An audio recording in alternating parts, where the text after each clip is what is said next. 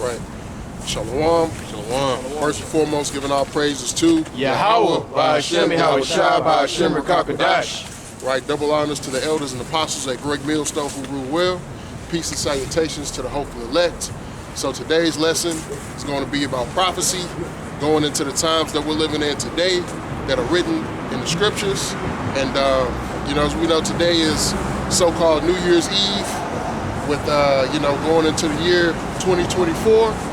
And, this year went by pretty fast. A lot of things happened.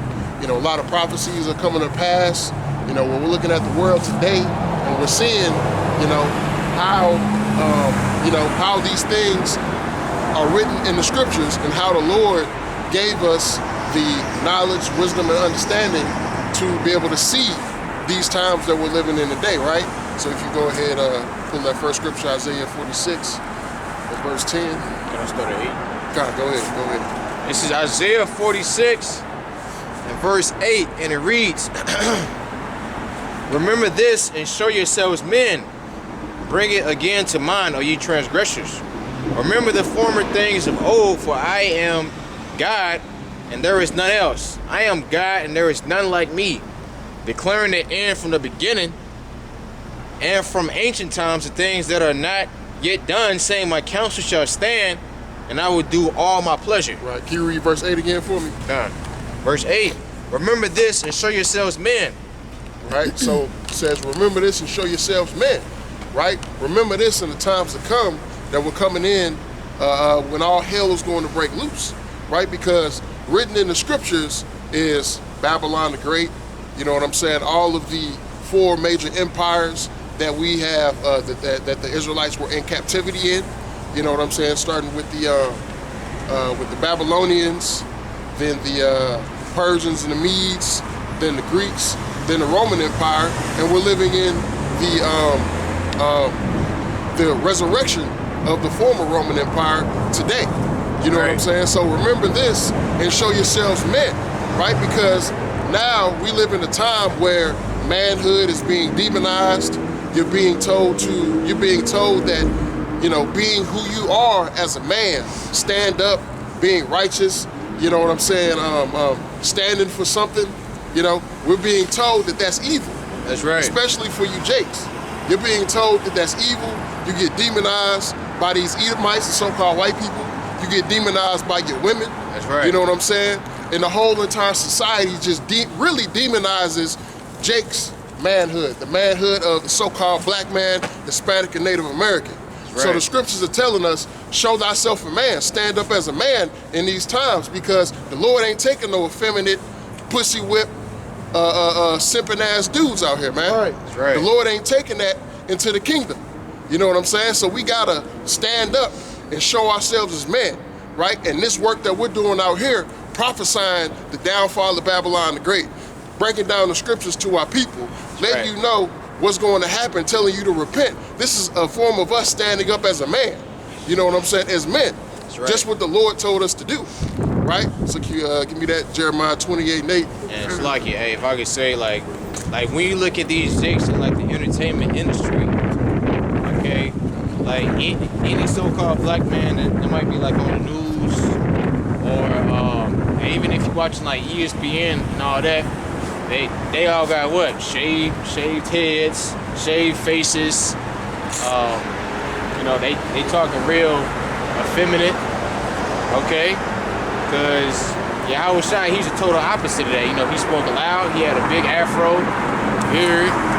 You ain't seen a lot of chicks that got beards, that do the news and all that, okay? Because this world is afraid of Israelite male masculinity.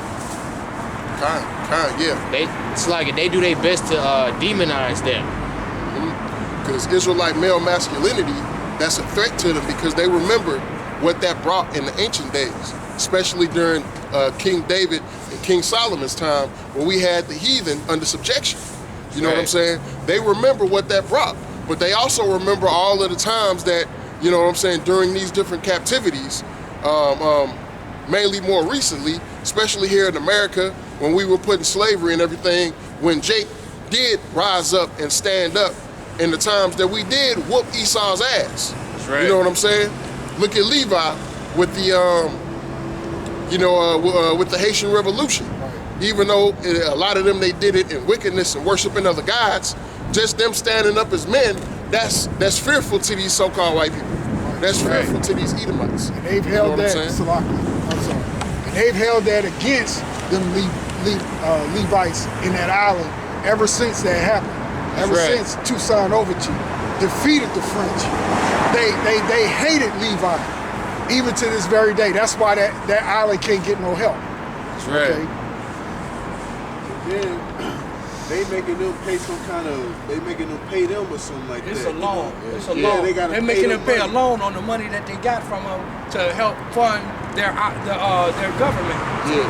At first, what it was, the Haitians had to pay reparations to the French, and then Haiti needed more money, so they had to get a loan from the French, right? So, you know what I'm saying? The devil, you had to, in order for you to get your freedom, you got to pay us. Right. You know what I'm saying? Which that's how this damn devil operates. This devil operates in wickedness and unfair, unlawful, despicable practices. You know what I'm saying? Yeah, and y'all remember like when COVID-19 first started, the Haiti president was assassinated. Mm-hmm. You know, so kind of because he wasn't with the whole that vaccination. We just call it that. Exactly. Yeah, with the whole, you know what I'm saying? Lift up your sleeve. Yeah, lift up your sleeve. What do they call it when the junkies are shooting up heroin? Shooting up, you know what I'm saying? Getting, yeah. You know, if you wasn't with that as a governmental leader, they was coming after you. And that's gonna be the same thing with the MOTB. You know what I'm saying? If you're not with the C-HIP, they gonna come after you. They gonna come, especially if you're a government leader or a president of a country or something like that, and you standing up to these devils and standing up to these Edomites, they coming for you. They coming after you to take your life and to put up their own paid off puppeteer government leaders. You know what I'm saying? Because it's all about control and power to this devil, right? That's right. Just had a quick one, basically how you were saying about like the Lord is lifting up men to be men, and the Lord is not going to take no effeminate men. This is 1 Corinthians chapter 6 and verse 9. Know ye not that the unrighteous shall inherit the kingdom of Yahweh? Be not deceived, neither fornicators, nor idolaters, nor adulterers, nor effeminate, nor abusers of themselves with mankind. Kind, right? So the Lord is not taking effeminate men, right? Or men who are abusers of themselves. Abusers of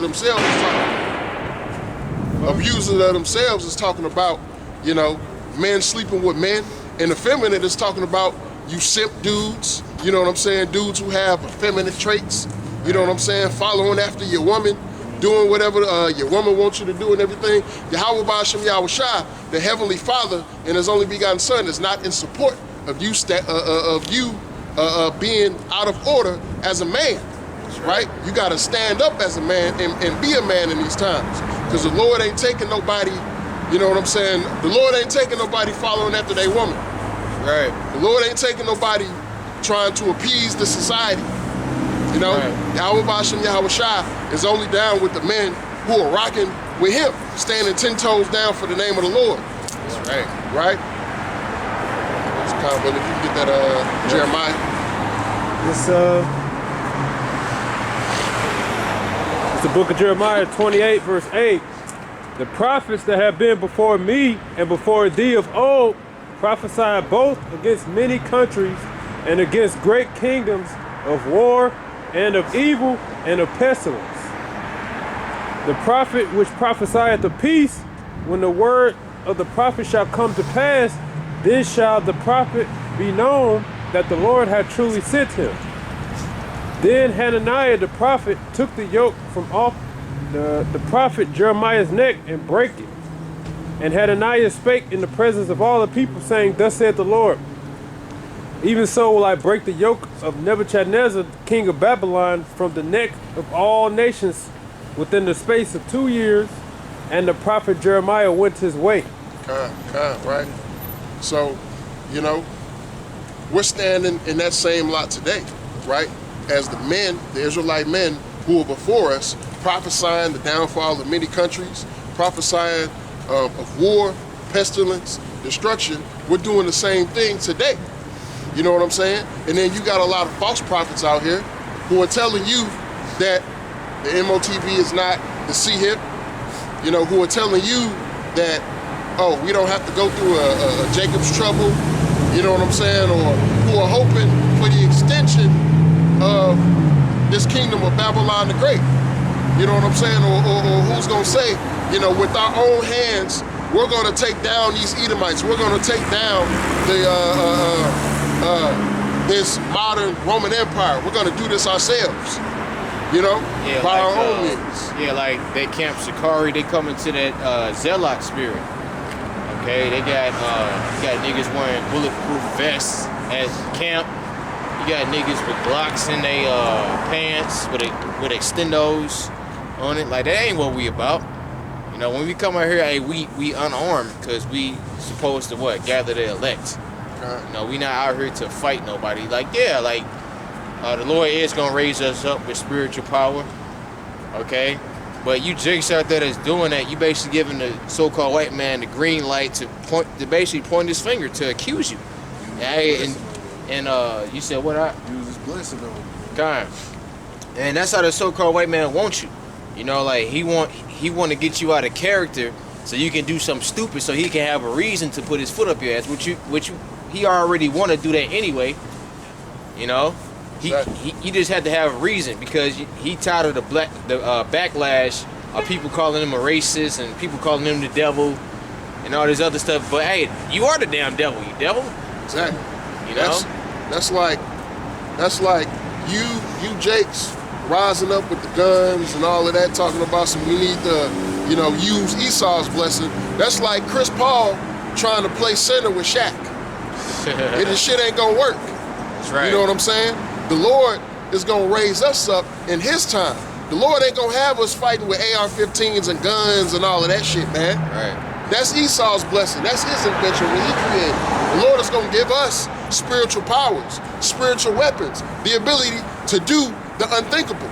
You know what I'm saying? And as, you know, Apostle Paul in the Spirit of the Lord told us, the weapons of our warfare are spiritual, man. We don't need to actually go get weapons of like Esau's blessing, man, and take on this devil, man. When we going through the scriptures and stuff to see our forefathers doing things that is, like, you know, we see that today, we're like, how the hell? Man, you Jakes don't have no faith if you going out there thinking you're gonna win with Esau's blessing, man. Exactly. You're not gonna win. God, and that's like all of the superhero movies where you see, like X-Men, for example. You know what I'm saying? They coming out with the military and they shooting guns at them and everything, and the guns just bounce, the bullets just bouncing off of their shoulders and shit like that, or they stopping the bullets and melting them in midair and everything like that. You want, what do you want? You want the ability to be able to twist and manipulate the elements and use that as a weapon, or you want to be shooting, you know what I'm saying, 9mm bullet, you know what I'm saying? All right, take the clip out, give me another one. You want to do that, or you want to have the spiritual power, man? I want the spiritual power. Right. And not to mention all the artillery that this devil is going to bring out on that day. This devil going to have robots out here, man. He going to have tanks out here, man. That could be robots as well. They show you that in Terminator, man. Exactly. And you Jakes thinking, oh, I'm going to run over my AR-15. You going to get blown up, man. Yeah, exactly. This devil, if you watch modern weapons, this man got weapons that'll stop your heart, sonic boom machines. He got weapons that fire thousands of rounds at one time. Like, he's getting ready, man, for all you 2/3 that want to take this battle cornerly, man. Yeah, right. He got like, hey, Esau Edom. He show you in the superhero movies. You know, like you had that in G.I. Joe. They had the Iron Man suits. You know, and even Iron Man, War Machine. Hey, Esau Edom got suits like that. Because he know that a lot of Americans can see the collapse coming and they like, okay, we gotta stock up on guns. We want armor-piercing guns. Hey, so you think Esau ain't gonna get ready for that? He also know he's gonna be changed too. Right. Yeah. That too. Exactly. You don't think that the motherfucker who gave you the gun is 10 steps ahead of you when it comes to the weapon. This is the man who gave you the gun, right? He was the one who made the laws that allow you, for example, in Missouri, you know what I'm saying? Soon as you 18, you can go get a gun. You don't need a license. You don't need to go through any type of training or anything. You just go buy a gun and get it registered and it's legal.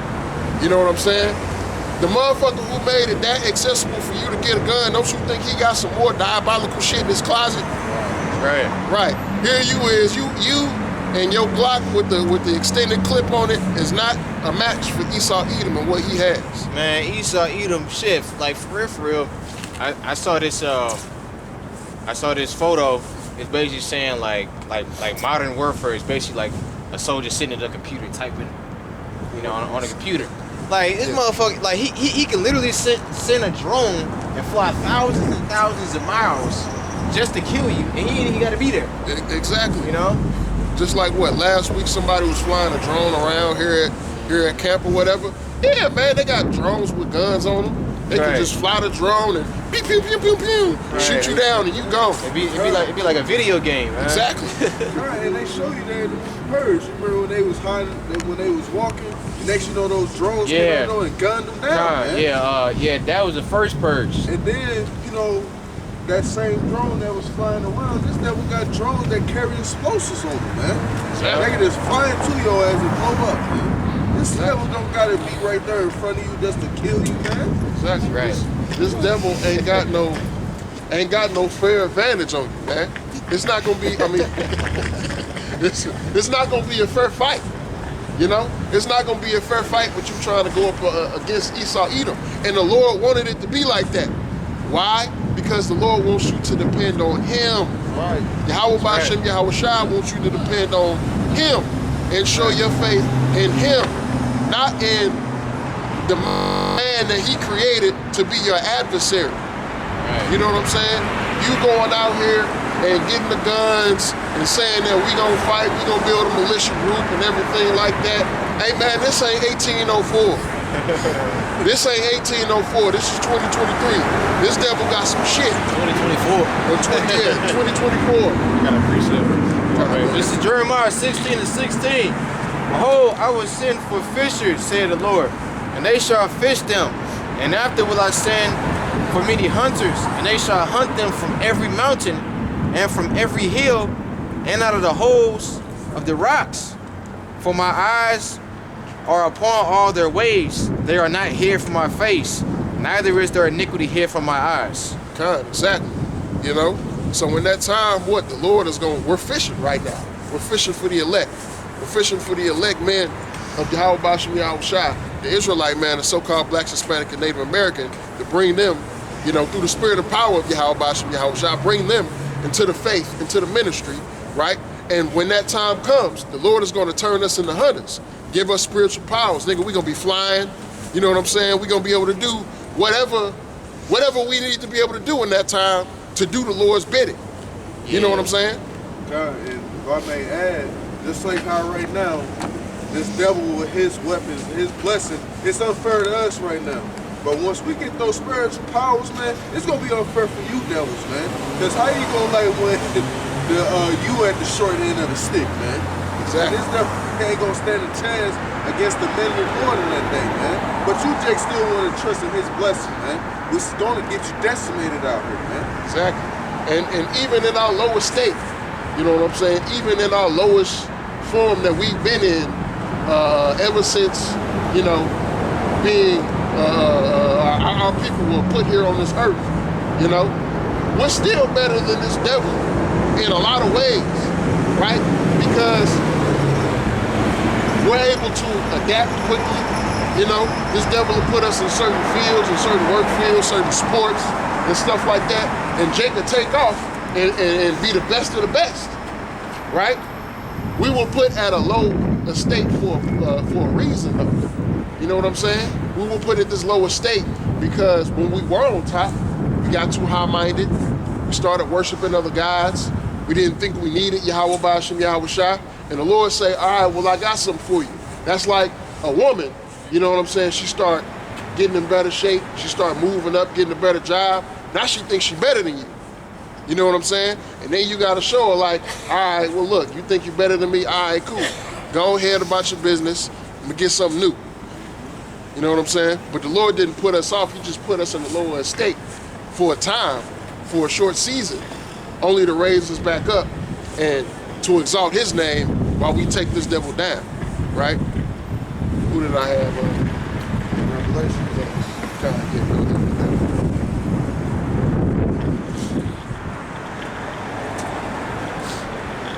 This is the book of Revelation, chapter 10, and verse 8.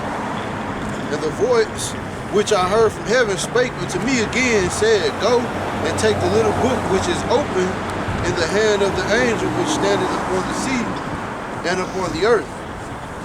And went, and I went unto the angel and said unto him, Give me the little book.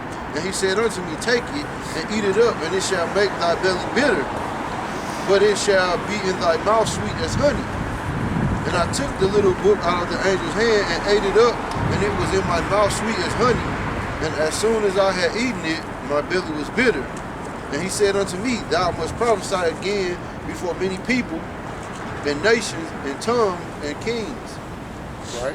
So, the little book is the scriptures. The little book is the Bible.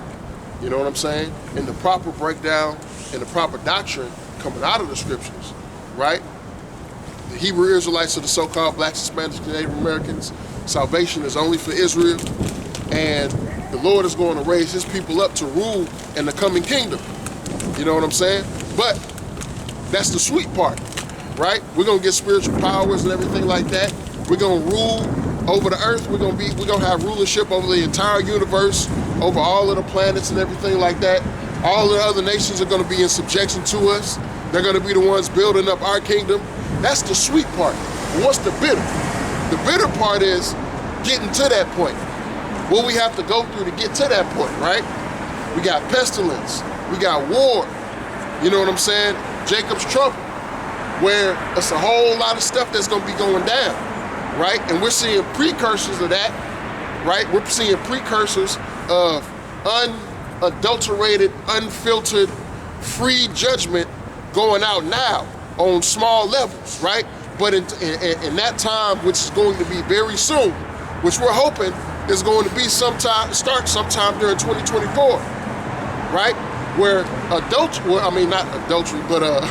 where judgment is going to be, you know what I'm saying? Judgment, you can go out and get judgment like a free 99 store or something like that, you know? Hey, you see it already, man, and you see a lot of judgment coming up on you women, man. Like this thing is not a plaything, man. These scriptures are real, and the chickens are coming home to roost, man. Everybody that took this as a game, didn't take heed, didn't listen. Now you see a lot of these proud ass women going through it right now, man. Especially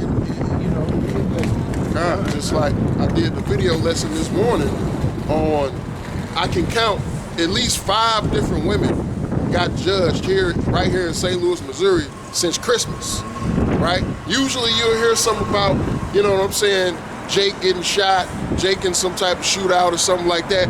No, if you go on VOTP_news, it's been all women, all Israelite women.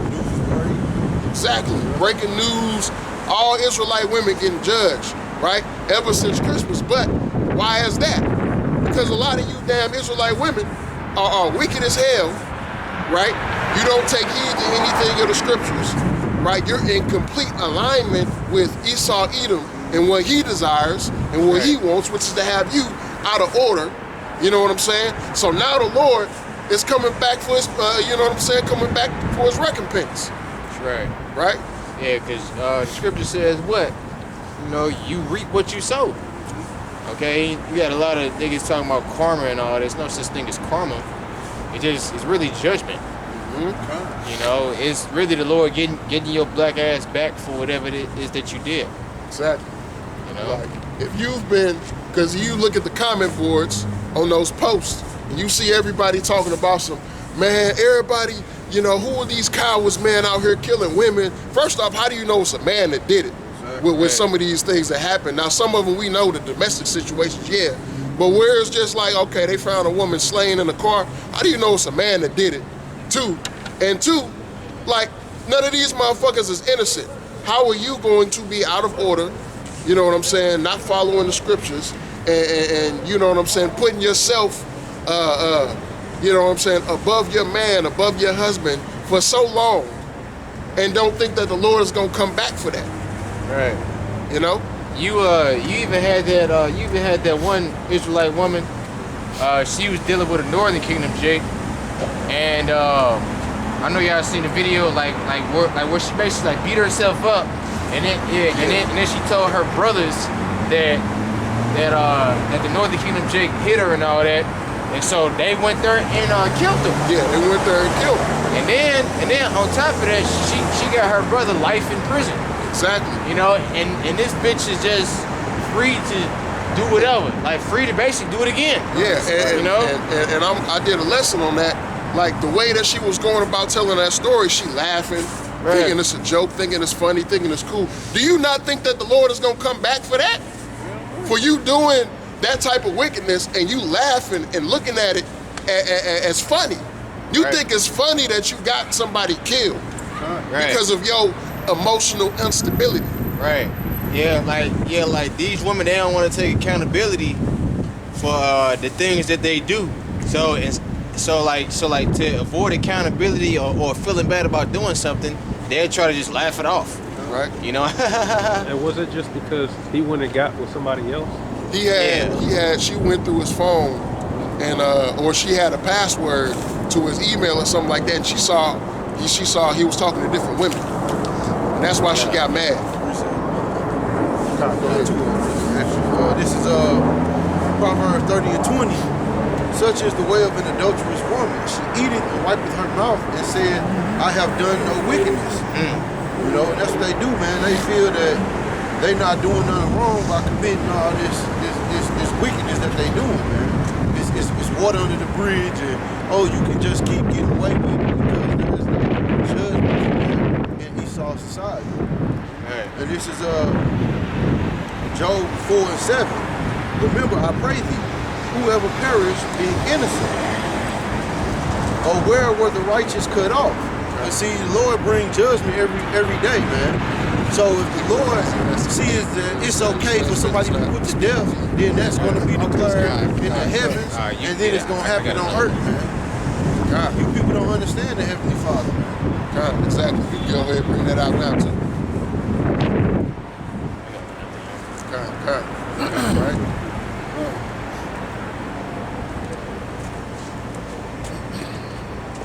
Because yeah, just like the brother said, just because you're getting away with it, and that's another thing what he said in Proverbs 30 and 20, you know, an adulterous woman, you know, she eateth and wipeth her mouth and says she hath done no wickedness. You know, just adultery alone, a lot of you women think y'all ain't doing nothing, you know what I'm saying, y'all think y'all ain't doing nothing wrong. Oh, But you do it. Yeah, men have been doing it for so long, or, you know, he ain't satisfying me in these areas of my life that I need him to satisfy, so I'm gonna go get with another man. You know what I'm saying? Or he stepped out on me and he got with another woman, so I'm finna do it back to him so I can get him back and feel better about myself. Right. You know what I'm saying? And yeah, it just, like, you women literally just ruin men's lives. Like, for real. And the so-called white man knows that. That's why he gives you the liberty to do so. Because Jake just naturally like more than one woman. Right. You know? Like, here it is, like you women are goofy as hell. Because, like, you claim you want a man all to yourself, but then you turn around and get a man that has more than one woman anyway. You know? Exactly. Or Running from it. right. Running from the thing that you don't want, you run right into it. Go ahead, brother. All right, this is Ecclesiastes chapter 8 and verse 11. It reads, because sentence against an evil work is not executed speedily, therefore the heart of the sons of men is fully set in them to do evil. And that's also applying to the women, okay, even though it says men, okay, for those who want to be simple out there. All right, going on to verse 12. Though a sinner do evil 100 times and his days be prolonged, yet surely I know that it shall be well with them that fear the Most High, which fear before him. Right? So, you know, just because you're able to get away with it for a long time, don't mean that the Lord is not counting up score on how much wickedness you commit. That don't mean that the Lord ain't keeping track. All right, well, you did this. Okay. All right, well, let's see if you repent. Let's see if you know what I'm saying? I'm gonna put the prophets right here. I'm gonna cause you to come across a video or something like that. You know what I'm saying? Let's see if you repent. Nah, you didn't repent. Okay, you did it again. All right, well, you know what? I'm gonna just keep on having mercy on you, right? I'm gonna keep on allowing you. I'm gonna keep on allowing mercy and giving you time and time and time again to repent, right? But I'm gonna keep track of everything that you did. I'm gonna keep track of everything that you did. All right, you committed adultery on this man. You out here being a whore. You know what I'm saying? Oh, you're extorting this man. You know what I'm saying? Yes, you women can be extortioners. Right. You know, you're extorting this man by marriage. You know what I'm saying? Getting with him for 5 years and then divorcing him, taking everything he got. You 10 know? years of the day. Yeah, 10 years in a day. You feel me? And the Lord is watching that. The Lord is counting that up. You know what I'm saying? Like, it's a saying, a woman goes to her grave with many secrets. That's right. You know what I'm saying? Well, all of them secrets are being exposed. Right. All of them things that y'all are doing are being exposed. And in this time, the Lord is counting that judgment and say, all right, it's time. Go out and send that death angel. And it's coming back on your ass, right? That's why you see these women getting shot up. That's why you see these women getting slain and killed in these domestic violence situations by the man that they with, by their ex-boyfriends and everything like that. You know what I'm saying? The Lord is putting the spirit on Jake. Hey, because you don't know what happened in these situations. You don't know what's going on. She could have committed adultery. She could have did something like that. You know what I'm saying? Lied to him and everything. And the Lord is putting the spirit on a lot of these Jakes out here, these worldly Jakes, to say fuck it and lose their shit. Like the whole Markeisha Williams situation that happened last week. You know what I'm saying? The one that Jake, went missing? Jake, Jake flipped his shit, killed her, and then ran all the way up to Wisconsin. and got caught. You know what I'm saying? This is becoming, and this is no coincidence that this is going into happened at the end of 2023 going into 2024, right? Because the Lord is sending a message. The Lord is sending a warning to you women. It's telling you, hey, repent or receive judgment. Exactly. Be the mire in the street. Yes. Yeah. I was gonna say, because I was thinking, you know, women like to party the most on this night. What are they even gonna be happy about? Like, think about it. If this year was horrible, what is there to be excited about next year? Like, what are you expecting to come out of next year? It's gonna be even worse, if anything. That's right. That's right. You know? And and the funny thing about it, they do the same exact shit that they did the year prior. Every year. Exactly. Every year. And then like they say the same shit and be in the same predicament every single fucking year. January 1st, after you get done partying, all right, I'm gonna get in the gym. Get in the gym 30 days. For 1 week. All right. That's how it always is. Right. Like, 1 week is packed, and I'll be like, you'll be gone next week, and Exactly. it's back to small. I'm gonna go on this dick cleanse. I'm not fucking with none of these niggas. Like what? Megan Thee Stallion. She said she's stingy with the coochie now. That ain't gonna last long. Just blew all out anyway. Right. After here it is. I'm not gonna smack my car into the wall no more. After the shit that been beat the fuck up, you done smacked it into the wall 30 times. Now you ain't gonna smack it into the wall no more. Stop it. Come on, man. Right? I'm gonna get my money right. I'm gonna find me a good man. I'm gonna get married. Only to be by April, you back doing the same shit you was doing the year before. Yeah, having a hot girl summer again. Right. Summer come around, she get warm. Bitch, I'm outside. This is exactly how y'all be, man. But hey, man, Lord willing, summer 2024, it's gonna be a hot girl summer, all right? Yeah, the Lord gonna put that fire under y'all ass, man. If I may say so, you know, see how every time we go into a lesson, man, we'll be talking about one thing. Women gonna constantly get brought up, man, for y'all wickedness, man. Because the Lord is constantly having that spirit flow around, man, because you women gotta pay for the shit that y'all doing, man. And as the scriptures say, she that is my enemy shall be trodden down as a mire in the street, man. Right. Because there's so much shit that you women do to Jake, man. It's not even fucking funny, man. Exactly. Like that situation when she beat herself up and told her brothers, all them niggas got fucked up, man. Yeah. One of them got life, and one of them got killed, man.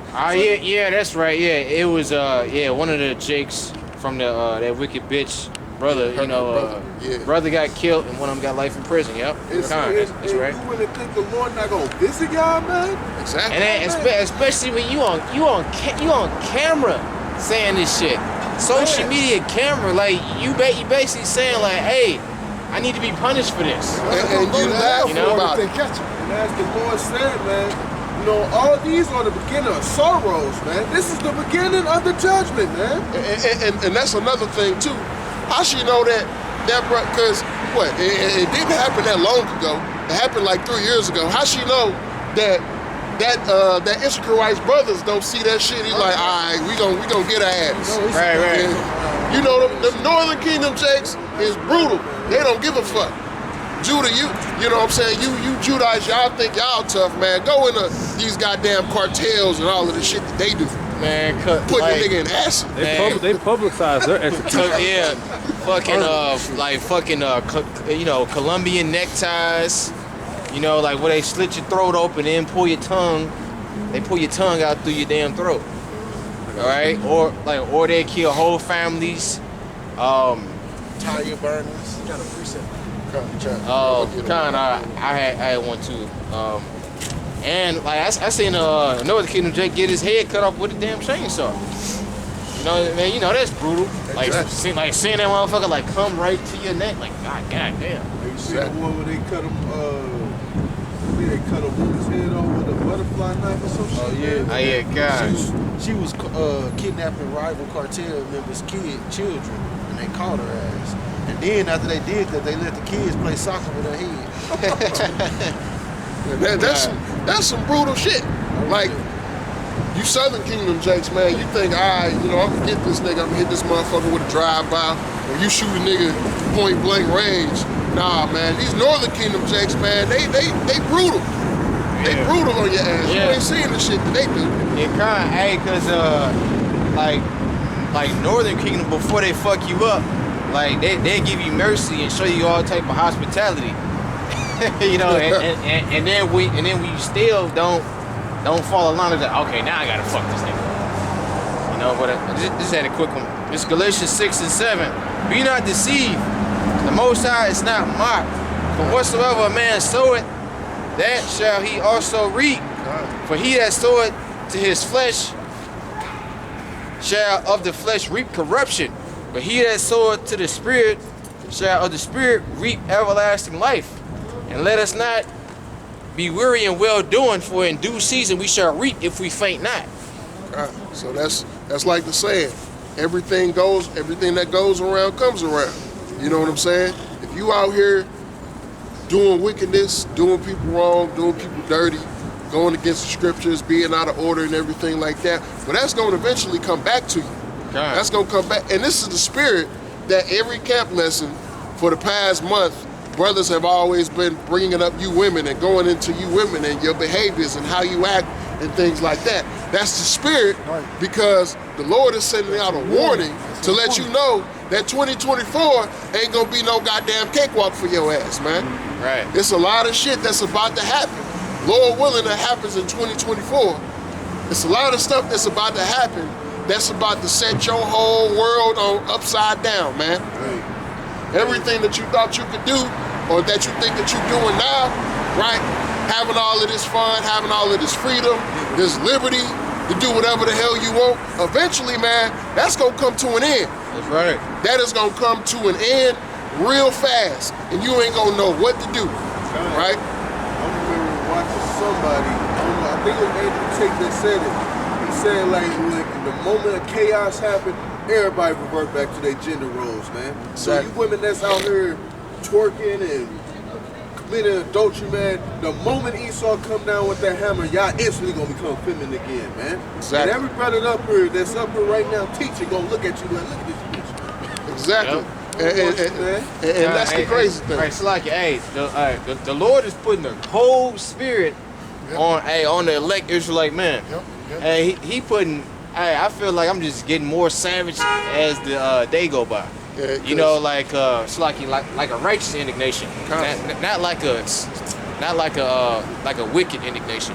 Right, and you right, cause look, a couple of days, man, I've been out early in the morning, it's like nighttime. Shit, I see Eve on the side of the road talking about some help.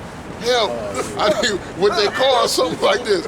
I'm like, shit, I don't feel like stopping. It's cold outside. It's cold as motherfucker outside. Call your right? daddy. Call your daddy, call your brother. But see, look, if you was in order, if you was respectful, if you wasn't out here being a harlot, you know what I'm saying? And something happened like that, you could just be like, all right, let me call my husband. He gonna have it. Hey, baby, my car messed up. I'm here. This is location, everything like that.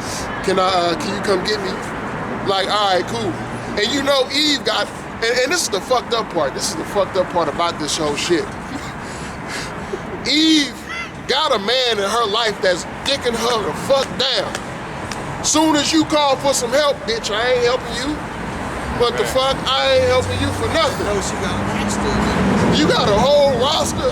You Eves be having whole rosters of niggas for dick, for all of this little shit. But when your car break down, you can't got nobody to call. You on the side of the road saying, waving off for help. What the fuck kind of sense does that make? Like you call a nigga that's in the friend zone. You know, like the nigga that take you out to get crab legs, like that you still ain't had sex with yet. And the friend zone niggas ain't even coming out to help your ass no more. Cause the friend zone like, shit, you right. This bitch, I've been doing all this shit for this bitch. This bitch ain't did nothing for me. No. You know what I'm saying? She might have listened to me talk about some shit before, but other than that, this bitch ain't did nothing for me. Right. Shit, I ain't fuck this friend zone shit. You know what I'm saying? Jake is done with that, man. Hey, for real, like Eve don't even got a roster no more. Like she just lonely. You know, cause like every time you see these Eves, like they pretty much like crying out for help now. Like for real. Get down on one knee and shit. Yeah, probably, cause like a lot of these chicks, they be having like OnlyFans and shit. So they pretty much prostitutes. Exactly. You know, like that's how they make men. That's how they make ends meet. You know, it's prostituting themselves. Exactly. You know. You got a job, but you gotta get an OnlyFans so you can make extra money. You can't just do no side hustle. You got a car, but you can't just go out and do some Uber. You gotta sell your box. You know what I'm saying? You gotta put your box on display. That's what's in it. Yeah, you gotta sell feet pictures and all this other goofy shit. But you done had dudes like that would have took you serious, but you didn't like them for whatever reason. You know, hey, now they ain't fucking with you no more. Exactly. So this is why you out there by yourself. Right. So this is why we seeing the situations that we're seeing right now. Yeah. You know what I'm saying? And shit, you hoes deserve it. Exactly. All of the things that you've been doing this whole time, and now it's coming back on you, right? That's like, you know what I'm saying? You get diagnosed with a condition. You get diagnosed with or for example, you smoking cigarettes. You've been smoking cigarettes since you're 15 years old, and you just smoking. You get diagnosed with lung cancer, and you still smoking. You're like, man, ain't nothing gonna happen to me. Everything gonna be cool. And then it just hits you. Your lungs collapse, and boom, you're on the floor. Now you're dying. You know what I'm saying? And this is the same situation with your women, right? Go ahead, brother Arad. Go ahead, bring out what you had. Kind of just to land back off that Ecclesiastes, there's Wisdom of Solomon 3:16. It says, as for the children of adulterers, they shall not come to their perfection, and the seed of an unrighteous bed shall be rooted out. For though they live long, yet shall they be nothing regarded, and their last age shall be without honor. Or if they die quickly, they have no hope, neither comfort in the day of trial. For horrible is the end of an unrighteous generation. Yeah, so point is, just because you getting away with something or you having success in the long term, well, in the long term, it's still going to catch up to you and you're going to have to pay for it. And that's what we see this happening going on today, because when we talk about the downfall of Esau, Edom, yes, you women are included because you jumped in the same bed with them. Right. You became willful bed wenches either physically or mentally, and went and got a career and all that. Now you look down and use their talking points to reject what you would call, suitable partners, in the name of being strong, independent, or fear of missing out or whatever. So you're gonna, jump from ride to ride, thinking that in the long term it's gonna work out, and you screw them in over, you taking their money, you know what I'm saying? And you think it's just gonna all work out in the end. Like, no, now it's starting. Disrespecting them. To making come up back. lies. Like, these women make up all type of fucking lies, man. Oh yeah. He's stalking me. He raped me. What else? He beat me up. Yeah. Shit, I was just gonna say that. Yeah, he beat me up. Yeah. He stole from me. All type of shit that they use to play the victim, or just to make you look, or just to make you bad. Like, man, you hoes ain't shit, bro. For real.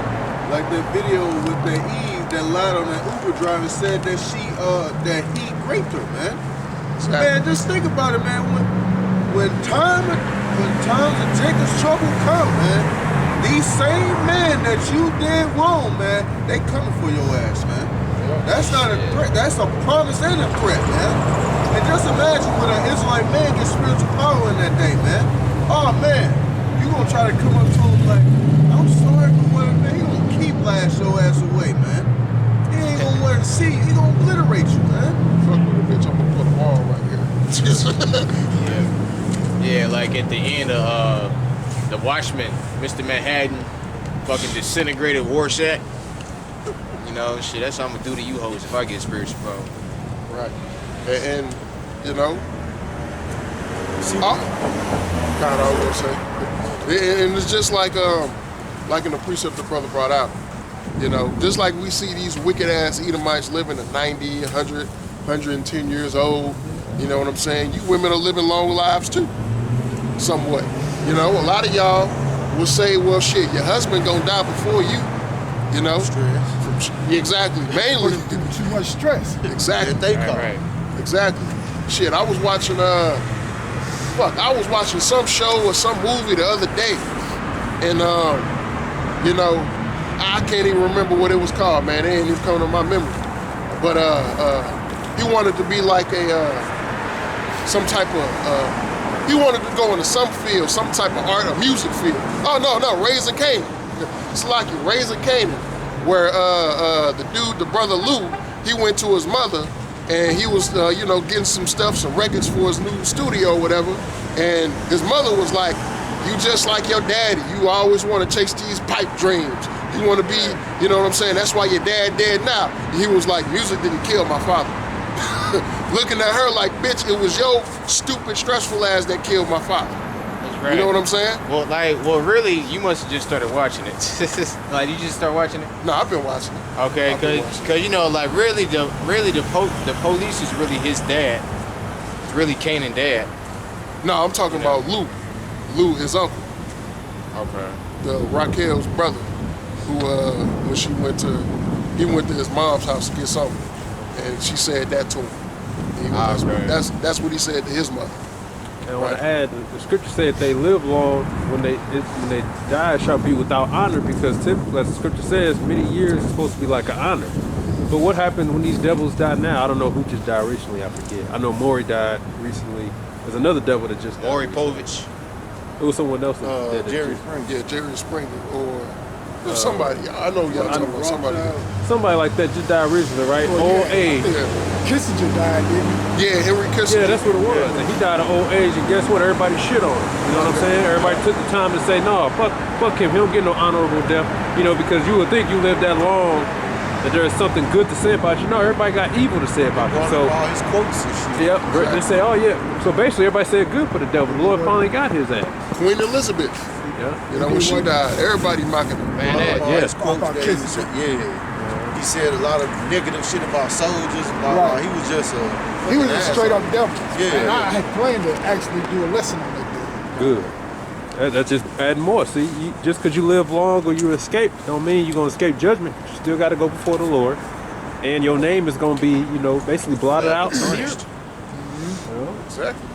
So yeah, just because you live long, just because you get away with your wickedness, you might so-called die of natural causes or die of peaceful death, Right, man. right. Like, especially for you Edomites, hey, man, you die in this life, but you're going to come back in slavery. You're going to come back in chains. Right. And shit, we probably, you know what I'm saying, the Lord probably going to put the spirit on us to bring up all of the accounts of your past lives and how you lived, and you know what I'm saying, and look at you now, motherfucker. You in chains, you living in, you know what I'm saying, I'm gonna have you, right, you living in a hole in the ground with concrete, with broken up concrete in it, you know what I'm saying? Yeah, and leaves. Motherfucker, you look at all of this shit that you did, and now look what you got. You know what I'm saying? That's how it's gonna be, right? You're not gonna get away. Wickedness is never going unaccounted for. It don't matter if you die and you die without getting your recompense is gonna come in your next life. Right. You know? See, that's the beauty of the Lord's judgment, you know, because it's in the heart of the wicked to say, nobody seeth me, you know, I've escaped, and when I pass, it won't be remembered. And then the Lord's gonna be right there to say, no, time to get your ass, you know. Exactly. Con, this is Zephaniah chapter 3 and verse 5. It says, the just Lord Yahweh is in the midst thereof. He will not do iniquity. Every morning does he bring his judgment to light. He faileth not, but the unjust knoweth no shame. Right? So the Lord is, every morning, like it says, every morning the Lord does bring forth judgment, right? And every morning for the past week, and again, going back to you women, for the past week here in St. Louis, Missouri, and I'm pretty sure there's been similar situations in other cities too, right? Especially these bigger cities, the Lord been bringing judgment on you women, right? The one that got killed, I think the brothers killed her over Christmas gifts or something. Yeah, that situation, right? The brothers got in an argument, sister tried to break it up, and she ended up in a crossfire and got shot. Right, yeah, cause when a nigga woman butt in to shit like that, she always talking shit. Y'all niggas really over it over there. She make it worse. Right. She make the situation worse. Right. She basically try to like little man you. Exactly. Wicked ass nigga shit like that. Fucking giving a fuck about Christmas holiday. Exactly. And like say like you were out with a nigga woman or some shit and somebody do something, she gonna be like, you want me to do that to you? You gotta tell her shut the fuck up. We try to avoid altercation at all costs, man. No, nowadays she gonna be the first one to act tough. You remember that video I sent in the chat when Jake was walking past the niggas and shit, and dude had bumped into him. He kept it walking, and she turned around, told him, "You ain't gonna say nothing." And he gonna tell him, "See here, we have a food."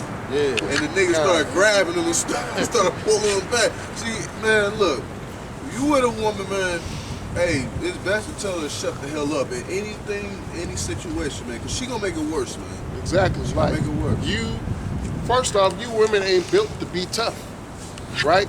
So when something happens, you getting all up in somebody's face, you know what I'm saying, cursing them out, putting your hands on them and everything. And a lot of men try and have restraint with you. Some of these motherfuckers, they be like, fuck it. Get to whooping your ass, might shoot you or something like that.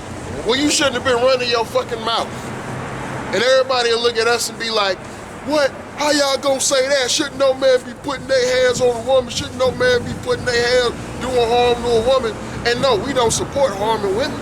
But hey, if you out of order, motherfucker, if something happened to you, well, you should have been in order. That's right. You should have been. Stay in your place, man. Yeah, stay in your fucking place. You want to get buck wild and shit, and get all up in somebody's face, but then you want somebody to treat you like a woman.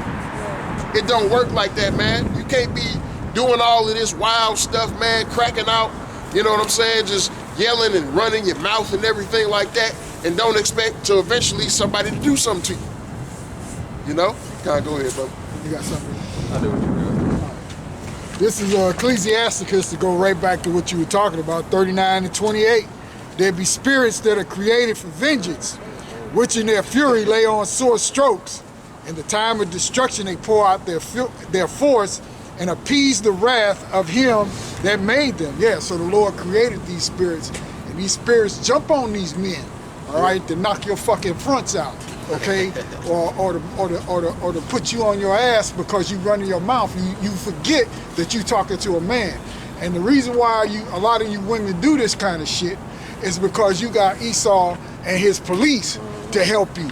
You got 911 you could call. You know, the first thing you women do out there is like, oh, now, nigga, I got you. You don't trust me, I'm calling the police. See, to get a man in trouble, but you know, it's to the point now where you ain't got no time to call the police now. Cause cats is starting to really just like dial your number and take you on out of here through those spirits that the Lord had created. And those spirits, right, are pleasing the Lord.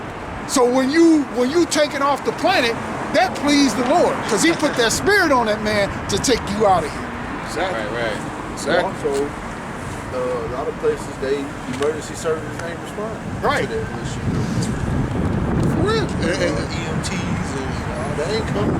For real. That's true. I know a situation right now, you know what I'm saying, where a man could come and walk up to your house or walk in your backyard, walk around your house and all of that shit, play with the shit and everything like that. And you call the police, and the police be like, that's just nothing. He's some crazy old man walking through everybody's yard doing this shit and everything like that. You don't know what this motherfucker capable of. Right. You know what I'm saying? But these police officers, they like, man, fuck it. Look, the police right there. We only worry about goddamn murder cases and all this other shit. See, Traffic stops and bullshit like that. Right. Yeah, and you know, right, if you really think about it, cops don't come to the scene right away. They come after the scene happens. Exactly. Still going on? All right, we'll be there. He's still shooting your ass. Nah, we can't they come shooting, right they shooting. How many times we done seen them just ride past Take some cover. shit going down? Right out here. Folk running red lights. They be like, man, you need to get down. The dispatcher in the background, pow, pow, pow. She's screaming and shit. Ma'am, take cover. Then she dead. It's like that. Well, Operator, the dispatcher be on the phone like the Lil Durk song, shoulda ducked. Which is fucked up, but that's the reality of the stuff, man. That's the reality of the world that we live in today, man. The world is waxing colder and colder. And that word cold in the scriptures is what? Psychos? Or psychotic, basically? Right. That's where you get the word psychopath from. Yeah. Meaning these motherfuckers is crazy. That's what it really means. These people is crazy out here, and they don't care about harming you. Right. Because, go ahead, bro. it's like I was gonna say, because Esau Edom, the so-called white man, has brought so much hell on this earth, right? Nobody care no more. Don't nobody care anymore, man. Everybody's like, man, shit, my life fucked up already. Like, you know, like, see, like when you put people in like a poverty-stricken state, they still, even in the book of Proverbs, it's like you, get there real fast. You know, like the prayer of the man, cause I forgot his name, but he was saying, I just read it, matter of fact. I want to add, there is a story that's on YouTube about a woman, sound like Edomite, on the phone with the dispatch, saying that her ex-boyfriend trying to break her home right now, and she's just saying, I'm sorry, we don't have any available cops. So then she's like, well, what am I supposed to do? Find the back room and just sit there. I'll stay on the phone with you, but that's all she can say. And she said, he's still here, he's trying to bring it. She said, we don't have anybody. So imagine being in that situation. A lot of, like you said, but a lot of women, they know they got secrets. They afraid. You saw the look on these women's faces when they said that somebody's gonna do a documentary about that little 90s, was that Atlanta Freaknik. You saw the reaction of when, oh no, because now I'm a wife and I got kids and my husband gonna see me and he gonna, because they know they got dirt. Yeah. Did all this dirt. Now they holy righteous wife. Now here comes the dirt. Now it's over. You know what I'm saying? Like, yeah, the Lord just bring up all the dirt if he wants, man. You never see when you look. I hope he do. I want to bring, That's when you see it. Exactly. And the why we go into these things, because we know there are some sisters that's actually listening, tuning in. Okay, this is just a warning, man. That's right. So for you sisters, man, that's being ignorant towards your husband, man, being a nigga woman, man, hey, take this as a warning, man. Because hey, when time of trouble come abroad, man, hey, your husband probably ain't gonna want to be around you, man. And that's facts, man. You know, man be so quick to leave you because he gonna look at you as a casualty, man. That's No purpose to serve, man. Put yourself in that situation where you calling for help and they're telling you, we can't help you. They're literally saying, you on your own, man. But he's breaking in. You're on your own, man. And that's scary. Like here it is, the main organization that you look for help. You know what I'm saying? Right. You're calling them for help, and they're telling you we can't do anything for you, and danger is right outside your house trying to get in. And you ain't got no weapons, you ain't got nothing. No man to protect you. Clearly no man to call. And yeah, no man to call. You know what I'm saying? That's a scary situation. And that's gonna be the reality for a lot of you women in these coming times. Right. That's gonna be a harsh reality for a lot of you women, where you ain't got nobody to call. You in a situation, a man trying to come in your house and fuck you up, and you ain't got nobody to call. You ain't got nobody to run to. Like, you pretty much just gonna be at that man's mercy. Yep. You know, And a lot of these women, since you didn't need a man, they chase their covering away. Yeah. Okay, they chased their man away. Whether the man was in the truth or not, he was still your head, and you chased him away because you wanted to be independent. You wanted to do your own thing. You wanted to play this man. You know, you wanted to insult him in front of his family. You know, you wanted to do all these wicked things, and you really chased your covering away. So when the destruction begins, and when shit really hits the fan, and it will, okay, you're not gonna have any help at all. right? I got to appreciate it. It's Proverbs 30 and I'm starting at 7. It says, 2 things have I required of thee, deny me them not before I die. Remove far from me vanity and lies, neither give me poverty nor riches. Feed me with food convenient for me, lest I be full and deny thee, and say, who is the Lord? Or at least I be poor and steal, and take the name of my God in vain. Right, so yeah, like people that's in that type of state, like that survival, they do anything, kill, steal, all right, just to survive. Yep. All right, and that's what Esau Edom done put his own citizens in. Exactly. You know, in that survival.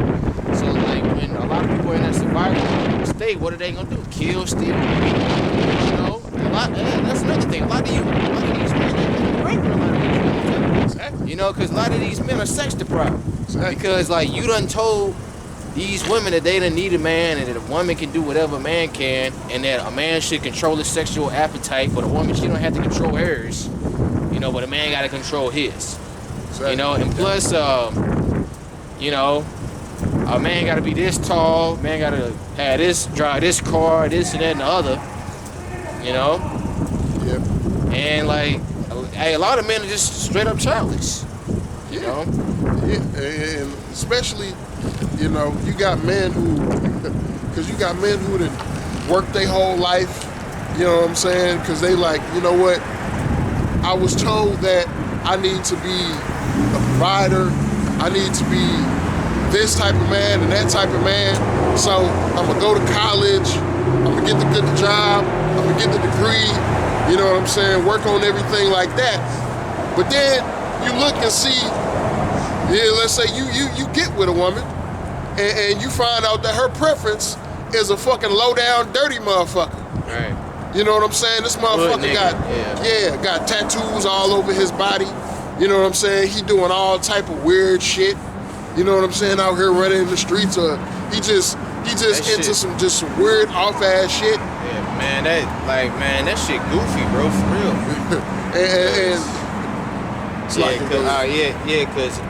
Cause Eve literally think that's the way to be. You know, so they just go to show you how gone the majority of our women's minds are. Exactly. All right. Exactly. Here it is. They tell us as men, you know, we got to work so hard to be able to take care of a woman and provide for these women, right? But then when you get that woman, you know what I'm saying? She's still with the lowdown. She with you for the provision, but then she messing with the lowdown dusty ass nigga who ain't got half the shit that you done work for, ain't doing anything that you done work for. You know what I'm saying? Ain't doing nothing that you do or have any type of value that you do. Right, yeah, ultimately it's because she don't want to come under order. Exactly. You know? Because she can, like, you know, she can run those dudes. And, you know, like, that dude, hey, he making fast money, too. Yep. And fast money come with a lot of perks. Yep. You know, but then again, it comes with a lot of cons, too. You know, you got the pros and cons. Nigga, you might die on that damn drug round. You know, somebody might try to rob you or whatever. Hey, and even your own homeboy that you doing business with, he might take you out. They showed you that in the movie Paid in Full. Exactly. You know, like your own homie. You know who you rocking with and making millions. He executed him. Exactly. Shot him right in the head, cold blood. Exactly. And then a lot of these women also, they be into a whole lot of sexually deviant shit that they don't want to tell you about, because you gonna look at them how you supposed to look at them, right? But she gonna find that other dude who like doing all of that shit to her, spitting in her mouth, getting trains ran on her and all of that shit. You know what I'm saying? She gonna run to him for the fun time. You got a lot of them saying that they want to buy a dude. I'm like, what the fuck kind of sense do that make? Cause you bringing all type of risk to yourself. Right. Exactly.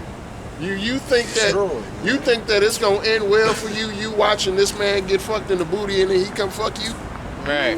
Like, you think that's gonna end well for you? Man, I had a nigga woman tell me that.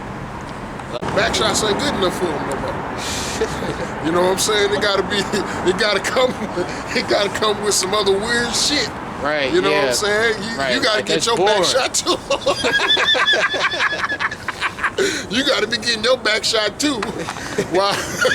While you beating her back in. It's just wicked and nasty, man. Just weird as hell. And a lot of these women into fucking trannies, now. Yeah. Fucking a nigga with titties. And the prettier they are, the worse off they are, man. That's what I seen. Yes. Like that shit is disgusting, man. This fucking world. You people need to go for real. Like, damn. This world we live in, man, is really filled with fucking monsters, man. Like, literally, bro. This is disgusting, man. This is really a fucking nightmare that we living in. This is a fucking. This is the shit when you was a little kid. And you know what I'm saying? You had a dream and you was like, God damn. You like, whoa, man. I'm glad that shit was just a dream. And then you wake up and go outside and you see the shit you just dreamed about. It's like, what the fuck? This motherfucking place is just gone. It's over with, man. And like how they be having these like these little scenarios or these little videos, how they show how hell is, and they got all these different kind of creatures, monstrosities and shit. Man, look at America, man. That's all that, man. So we are in hell, man. Imagine if we had spiritual glasses where we could see the spirits that are on these people. It would look just like that. You a faint. What's that glass called? It's a like, man, that shit is right. It'll scare the shit out of you. You'll pass out. They got a certain glass that let you see that. Yeah, I think, I did it. I forgot the name. There's certain glass that they outlaw making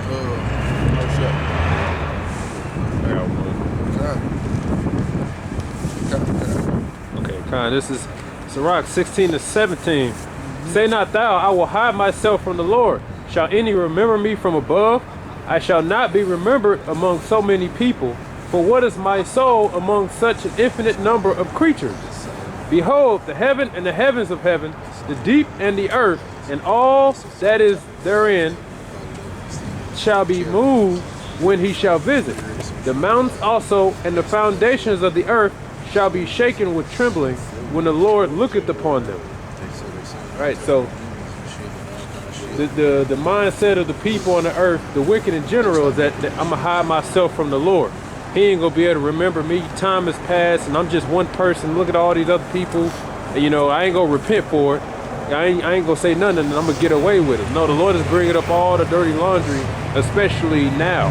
You know, all the scriptures referring to how, you know, talking about how people who sell out now, basically, and at the end, they got to pay all them scriptures, and we see it all happening right now because we are at the end. For all the people who done sold out, who done took bribes, who done took deals, you know, all the wickedness they've done to have a successful career of music, you know, P. Diddy, all them people, that we're all at the end now, so now it's time for them to pay for everything that they've done. T.D. Jakes, and it's going to be many more because now we're at the end. They didn't think, they thought they had time. They thought they could wait till they were 60, 70, 80 years old and just go to sleep, you know, with all that being hid. Now the Lord is bringing it all out now. Now we're seeing really the patient ones, the reward for being patient and not taking that deal or not going out the way to seek love from the world, to live a temporary, comfortable life. Now it's time for the patient to get their reward for standing on this side, and the wicked who took bribes, took the deals by, you know, evil means. Now we seeing what's going to befall of them, you know. Cause hey, you couldn't give me $1 million. I'm like, I don't want that shit. Fuck that. That don't mean nothing. I don't want it. You ain't selling. You can't buy me out. No, fuck that. I'm good right here because I can already see the end of these people. It's over for them. That's right. You know?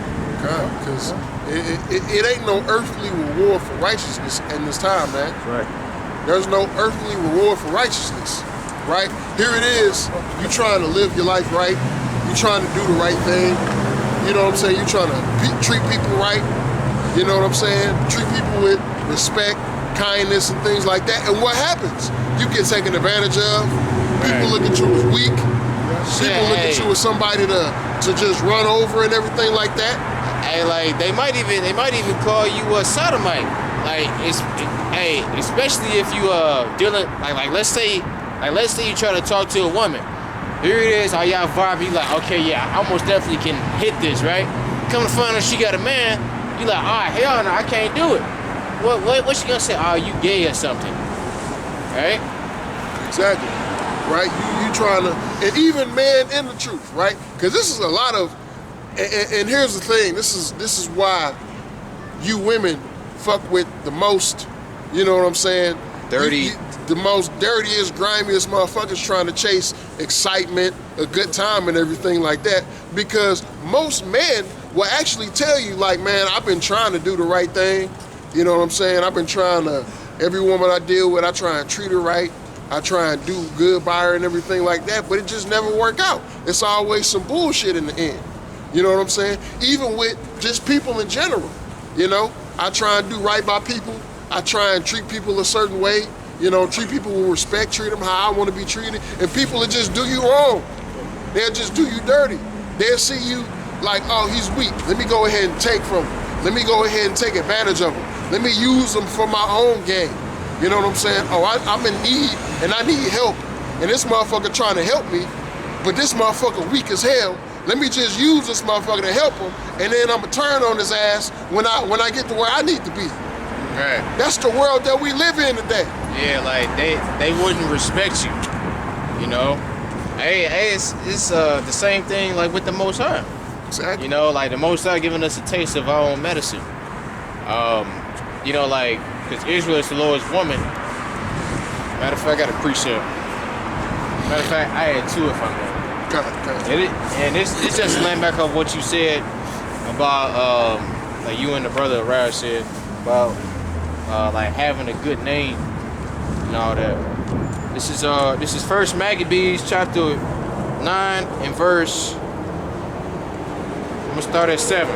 When Judas therefore saw that his host slipped away and that the battle pressed upon him, he was sore troubled in mind and much distressed, for that he had no time to gather them together. Right? Because he had Esau, because Judas Maccabees was jacking you damn devils up. Alright? But they like, okay, we gon' get him when he not prepared, when he weak, right? Nevertheless, unto them that remain, he said, let us rise up and go up against our enemies, if pre-adventure we may be able to fight with them. But they dehorted him, saying, we shall never be able. Let us now rather save our lives, and hereafter we will return with our brethren and fight against them. For we are but few. Then Judah said, God forbid that I should do this thing and flee away from them. If our time be come, let us die manfully before our brethren, and let us not stain our honor. Right? So so Judas Maccabees, hey, he died manfully. Right? And that's the problem with the world today, man. This world don't stand for nothing but wickedness. People are willing to die for wicked causes. Jake willing to die for the block you selling drugs on, right? But you ain't willing to die for the Lord. You ain't willing to stand up for the Lord. Stand up for righteousness. Or you know what I'm saying? Stand up for even your own people. That's right? But yet, it's again, these things that are righteous, doing the right thing and everything like that, in this world, it's looked down upon, right? And it's to the point to where, hey man, most people, you just don't fuck with them. Yeah, you know what I'm saying? Like shit, you literally just can't. You can't. Because like I can't, like even if I want to be nice to a so-called black woman, right? Like the bitch just gonna do some shit like where I'm like, yeah, I knew it. I gotta stay away from this bitch. You know, like she gonna either try to make you commit adultery. She gonna try to make you put your hands on her. You know, like get you out of character. Or she gonna demonize you and make you look bad in some form or fashion. Okay? Exactly. So it's like, speak of the devil. when it come to these people, man, especially you Babylonians, you so-called Americans, man. Hey man, most of y'all, we just can't fuck with you, man. No new friends, right? See, look, the world, they say that shit, but they get new friends all the time if you got some money, if you got some status, if you got some clout. You know what I'm saying? Everybody trying to be your friend. Hey man, us in this truth. Hey look, if you ain't rocking with Yahweh Ba'ashim Yahweh Shai, you know what I'm saying, with the exception of certain family members, maybe your woman, she not in your truth. Hey man, stay the fuck away from us. Stay the fuck away from us, because we know how you people operate, man. You people operate in wickedness. And you think the shit is cool. You think the shit is funny. We don't want to deal with you. It's like, you know, and you got Elder Apostle Tahar, he says, shit, I don't even want to talk to you 2/3 niggas. And you know, I was looking at that as like, damn, that's kind of cold. But shit, as you go on, you start to see why. You like, well shit, these motherfuckers is stupid. They wicked down, you know what I'm saying? Looking for an opportunity to get you. Exactly. Always looking for an opportunity or a window just to take advantage of you, man.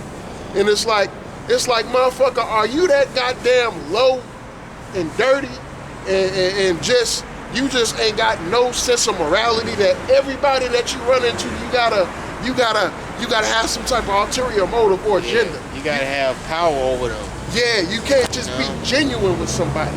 Yeah, like that's the thing. Like that's what modern dating is. You know, it's pretty much the other person trying to get one up on the other. Exactly. You know, instead of just coming together and just, you know, like relating to one another or coming to an agreement. And that's one of the three things that the Lord's like. The Lord said, I love a man and a woman that agree together. Exactly. You know, and now the so-called black man and black woman, they can't agree on shit. You know? On nothing. On nothing but fucking. That's all they can agree on. Yeah. Getting in the bed. After the fee. Right. $100, you trying to talk to me? Yeah, pay. If you got bitches that's asking to pay my damn light bill before we go on a date. Bitch, I gotta pay your light bill and take you out on a date? Shit, bitch. Right, yeah. I might as well just get me a prostitute. Yeah, and I'm not gonna smash on top of that. Bitch, I might as well just give me a prostitute. Hey, bitch, you're $100. Come do what you do. And you go about your business. $40. Oh.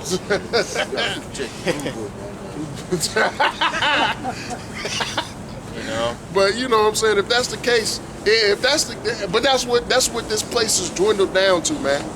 That's what this place has dwindled down to, is that everything is a transaction. Yeah. You know? Like which it is a transaction. You know, but you still have to have some type of like morale with it. You know what I'm saying? Like like if you have a woman, that's transaction. See, like you have to spend money, you know, for entertainment. Y'all go to the movies or go out to eat or whatever. You know, you buy her some shoes or a dress or whatever, right? Okay. But now these women they want everything for nothing. They want you to spend all your damn hard-earned money while they literally do nothing. Exactly. Like, why they just give you some used box that at least 25, 30, 40 men have been up in, and that's just what she's telling you. Exactly. You know? It's supposed to be a sense of substance and reciprocity when it comes to it. Yeah, everything is transactional when you think about it, but it should, for it to work, there has to be some reciprocation.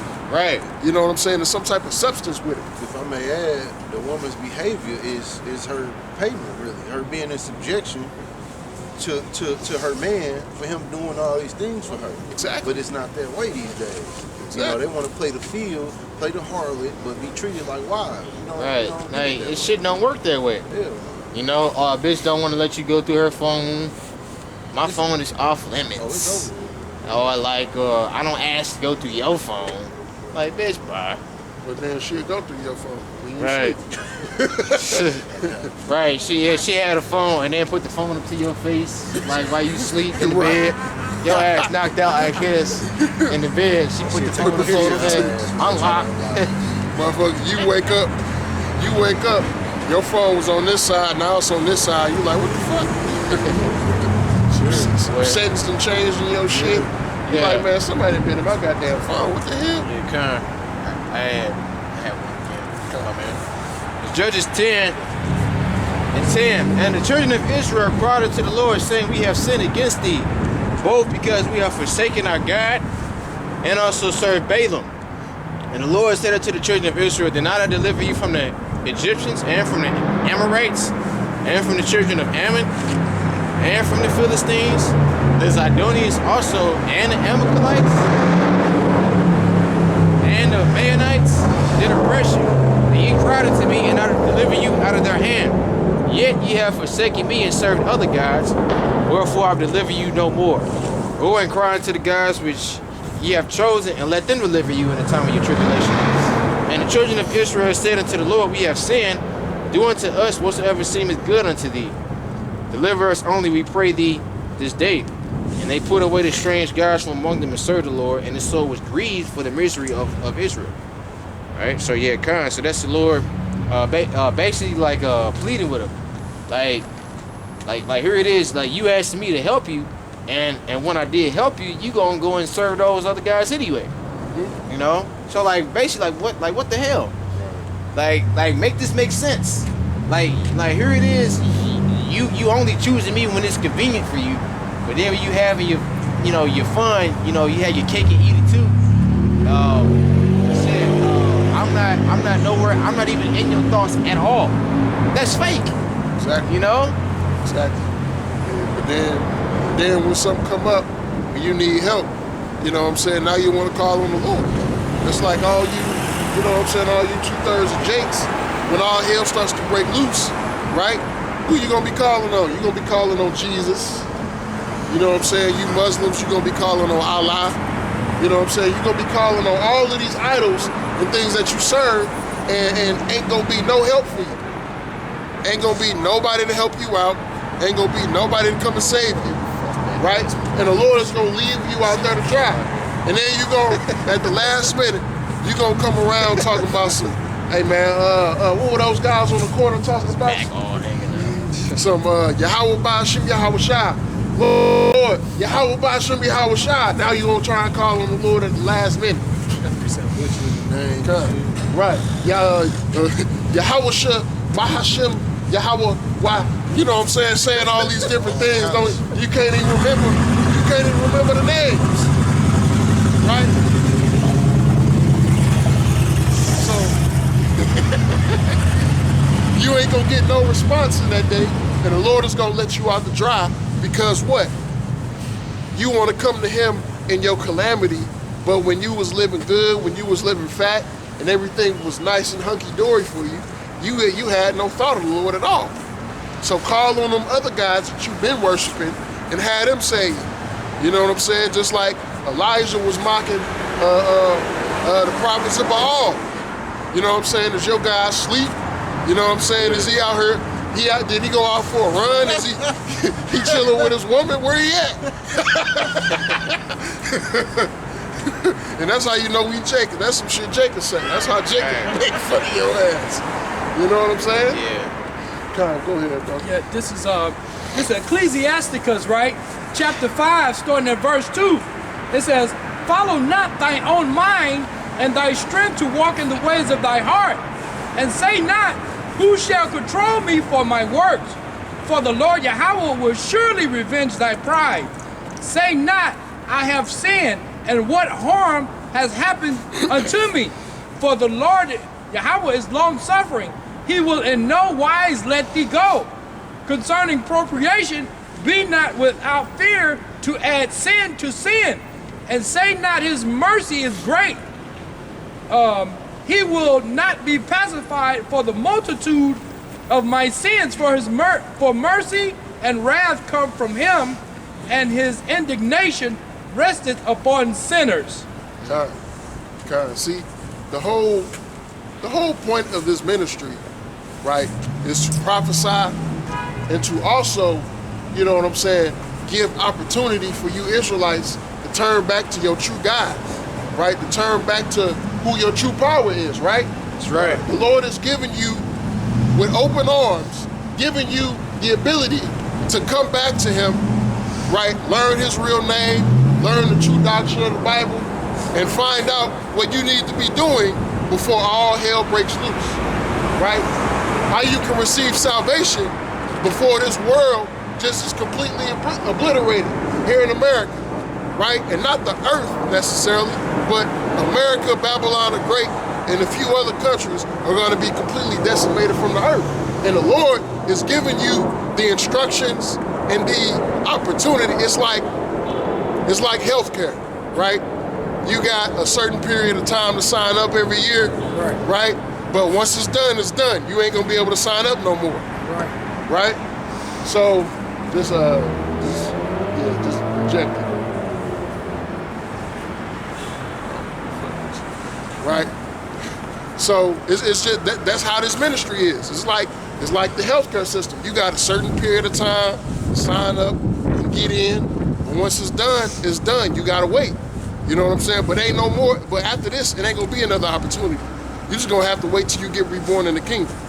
That's right. Got it. This is the book of Proverbs, chapter 1 and verse 22.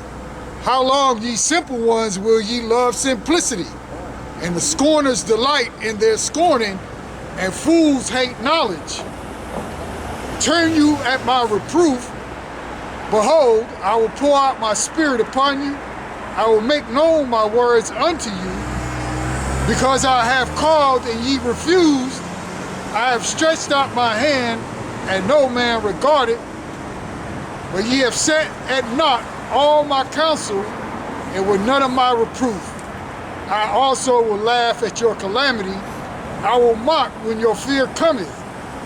When your fear cometh as desolation, and your destruction cometh as a whirlwind, when distress and anguish cometh upon you, then shall they call upon me, but I will not answer. They shall seek me early, but they shall not find me.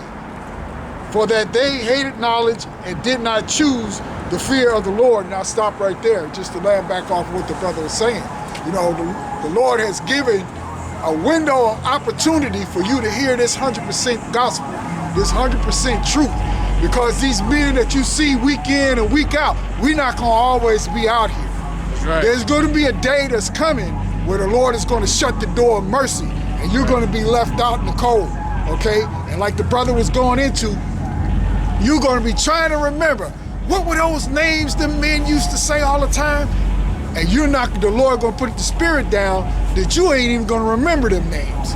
Okay? All right? So, you know, take heed while you can. Like the brother was saying, these doors of mercy are going to close real soon. Right? And things are just continually heating up and you know what I'm saying? Things are just continually turning up with all of the things that are happening all around the world, but just here in your everyday life. You know what I'm saying? It's like I said earlier, you can look on VOTP News and just see all of the hell that's going on here in your own city. You know what I'm saying? The Lord is not playing with you Israelites anymore, man. The Lord is not playing with you Israelites. He has his hand stretched out, right? Through his men, through the prophets, the men of the Lord that are preaching and prophesying the 100% gospel out here on the corners, week in and week out, right? As I said, I will make my words known unto you, right? What are his words? These scriptures, right? But he's making these scriptures known through his men to break them down to you, to give you the understanding and let you know that these are the words of life, right? These are the words of eternal life. You know what I'm saying? This is the living water, right? And the opportunity to get this living water is right now, not tomorrow, not next week, not next year, because you might not have that time, right? All hell might not break loose tomorrow, but you can die tomorrow. That's right. That's right. You know what I'm saying? The Lord can allow you not to see the year 2024. I know a lot of people that done died on New Year's, man. That's right. Who thought that, you know what I'm saying, the next year was gonna be all good and fun. This is my year, and next thing you know, you dead. That's right. So, as the scriptures say, make no tarrying to turn to the Lord. You know what I'm saying? The time is now. It ain't no time to keep on waiting. You know what I'm saying? Right. This truth is on sale right now. It's on sale. You can get it right now while it's hot. But once it's gone, right? I add, man, hey, the Lord got us under this grace period, but that grace period is going to be over with, man. And you seeing a lot of chicks who are abusing their grace, man. Especially that damn Jake with that damn swine, man. You abusing your grace, man. And guess what, man? Everything you're doing right now within this grace period, man, if it's wicked, man, you can get hell for that, man. A lot of y'all take y'all really taking the grace period for advantage, man. You partying, living in sin. You enjoy living wickedly, man. That's why the scriptures say that the Lord is going to come like a thief in the night. I do got a quick piece of what I made. This is Matthew 24 in verse 37. But as the days of Noah, where so shall also the coming of the Son of Man be. For as the days that were drink before the flood, they were eating and drinking, marrying and giving in marriage until the day that Noah entered into the ark, and knew not until the flood came and took them all away. So shall the coming of the Son of Man be. So hey man, just like back there in the days of Noah, man, people was living wickedly. They was having fun, not worried about the independent doom that's coming. Right now, we are preaching that independent doom and danger is coming, man. That's why the prophets are out here. What it means to prophesy? It means to say before, man. We're letting you people know that danger is on its way, man. And if you don't take heed, man, you're going to be destroyed, man. No ifs and buts about it, man. You can't say nobody warned you. The Lord created the world wide web, man. It stretched forth across the four corners of the planet, man. Everybody heard the gospel, man. Exactly, right? That's why, you know what I'm saying? So just as the days of Noah, just like the flood, man, everybody doing whatever the hell they was doing, having fun, kicking it, being cool, right? And they seeing Noah. They seeing Noah building this ark, putting this ark together, right? Probably walking by him like, what this nigga doing? This nigga got a whole bunch of wood. He building a big ass boat. Nigga, where you think you going? Or you think you finna sail somewhere? It's finna rain. Rain, it ain't never rained before, man. What is that? Rain, water gonna fall from the sky? What you talking about? They're like, man, it's water already in the grass. Right, it's already water on the grass. You got a lake or something, man. We already got water. What you talking about? And then the rain, then them first drops coming. What the fuck? This nigga Noah wouldn't lie. And then it was over at that point, you know, because the Lord shut the doors to the ark. and everybody else, they had no way they had no way to be saved in that time, and that's going to be the same way in this time, right? Because this ministry, this word, this is the spiritual ark, right? This is the spiritual ark that's being built right now, right? And this time, it's going to be fire. It's not going to be a flood, right? A fire via nuclear missiles, right? ICBMs, right? From all of these other nations that got beef with America, right? A lot of nations got smoked with America, and they want to get some get back for all of the things that America has done across the planet for years and years and years. You know what I'm saying? So a lot of nations, a lot of countries got a lot of hatred for you Americans, and eventually that hatred is going to build up to the point to where these government leaders in these other countries are going to press that button, and the nukes is going to go flying across at hypersonic speed, and ain't nothing you're going to be able to do about it. People going to be running crazy, and look, people are looking at us talking about some, man, there ain't gonna never be no nuclear war. They wouldn't do that. You know, these crazy white motherfuckers, you know that's what the fuck they'd do. They'd do some crazy shit like that. It ain't a weapon that they created, Right. That you think that they created all of these nukes not to use them? You think that Russia has nuclear missiles in mass production not to use them? That's like, what is this devil mass produced and not used for their own profit and benefit, man? You know what I'm saying? With the Model T Ford car, what did they try and do? They wanted to get rich off that for their own profit. That's right. You know what I'm saying? And it's not like the sword, the gun, modern day sword, gun, missile, whatever. Like the so-called white man got other ways to kill you. Hey, from what we just came out of, well, really, we about to go back into a second lockdown. Okay, he killed a lot of you people with what? The juice, the COVID-19 juice. All right, that's a weapon within itself. It's shaped just like a sword. Right. That's right. And it's come to find out that whole thing was man-made. Right. Cause China basically coming out with evidence about these sicknesses is man-made. You know, it got pneumonia. It had HIV. You know, like the HIV virus, which basically attacks your immune system. Okay, human immunodeficiency virus. That's a virus that literally attacks your white blood cells. Your white blood cells is what your body used to get rid of sickness. Mm-hmm. You know, to fight foreign objects. Like those, pretty much the soldiers of your body.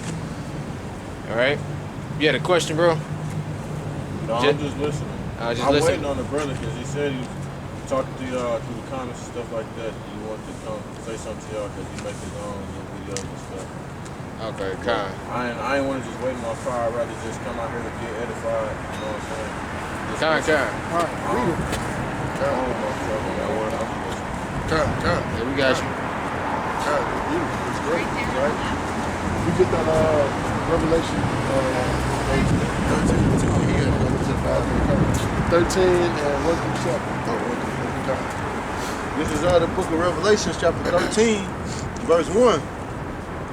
And I stood upon the sand of the sea and saw a beast rise up out of the sea, having 7 heads and 10 horns, and upon his horns 10 crowns, and upon his head the name of blasphemy. And the beast which I saw was like unto a leopard, and his feet were as the feet of a bird, and his mouth as the mouth of a lion. And the dragon gave him his power and his seat and great authority. And I saw one of his heads as it were wounded to death, and his deadly wound was healed. And all the world wondered after the beast. And they worshipped the dragon which gave power unto the beast, and they worshipped the beast, saying, Who is like unto this beast, who is able to make war with him? And there was given unto him a mouth speaking great things and blasphemies, and power was given unto him to continue 42 months. And he opened his mouth in blasphemy against Yahweh, and blasphemed his name and his tabernacle, and them that dwell in heaven. And it was given unto him to make war with the saints and to overcome them, and power was given him over all kindreds and tongues and nations. Right? So this beast is talking about NATO and the EU, right? NATO and the EU, which are EU, the European Union, is the financial arm, and NATO is the military part of the beast.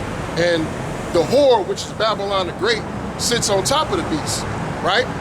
And this beast has been risen up, you know what I'm saying, to take over the planet and have jurisdiction over the entire planet, right? And everybody is looking at the beast like, who can come against it, right? Just like they say, you know what I'm saying, just like how all of these Americans are proud and everything like that, right? How confident they are that America will never be destroyed. Any country, the nation that comes against America, you know what I'm saying, is going to be defeated and fall. That's what that's talking about. Yeah, man, they show you that in Call of Duty Modern Warfare. Like, cause you know you got the British government, the British military, and you got the American military.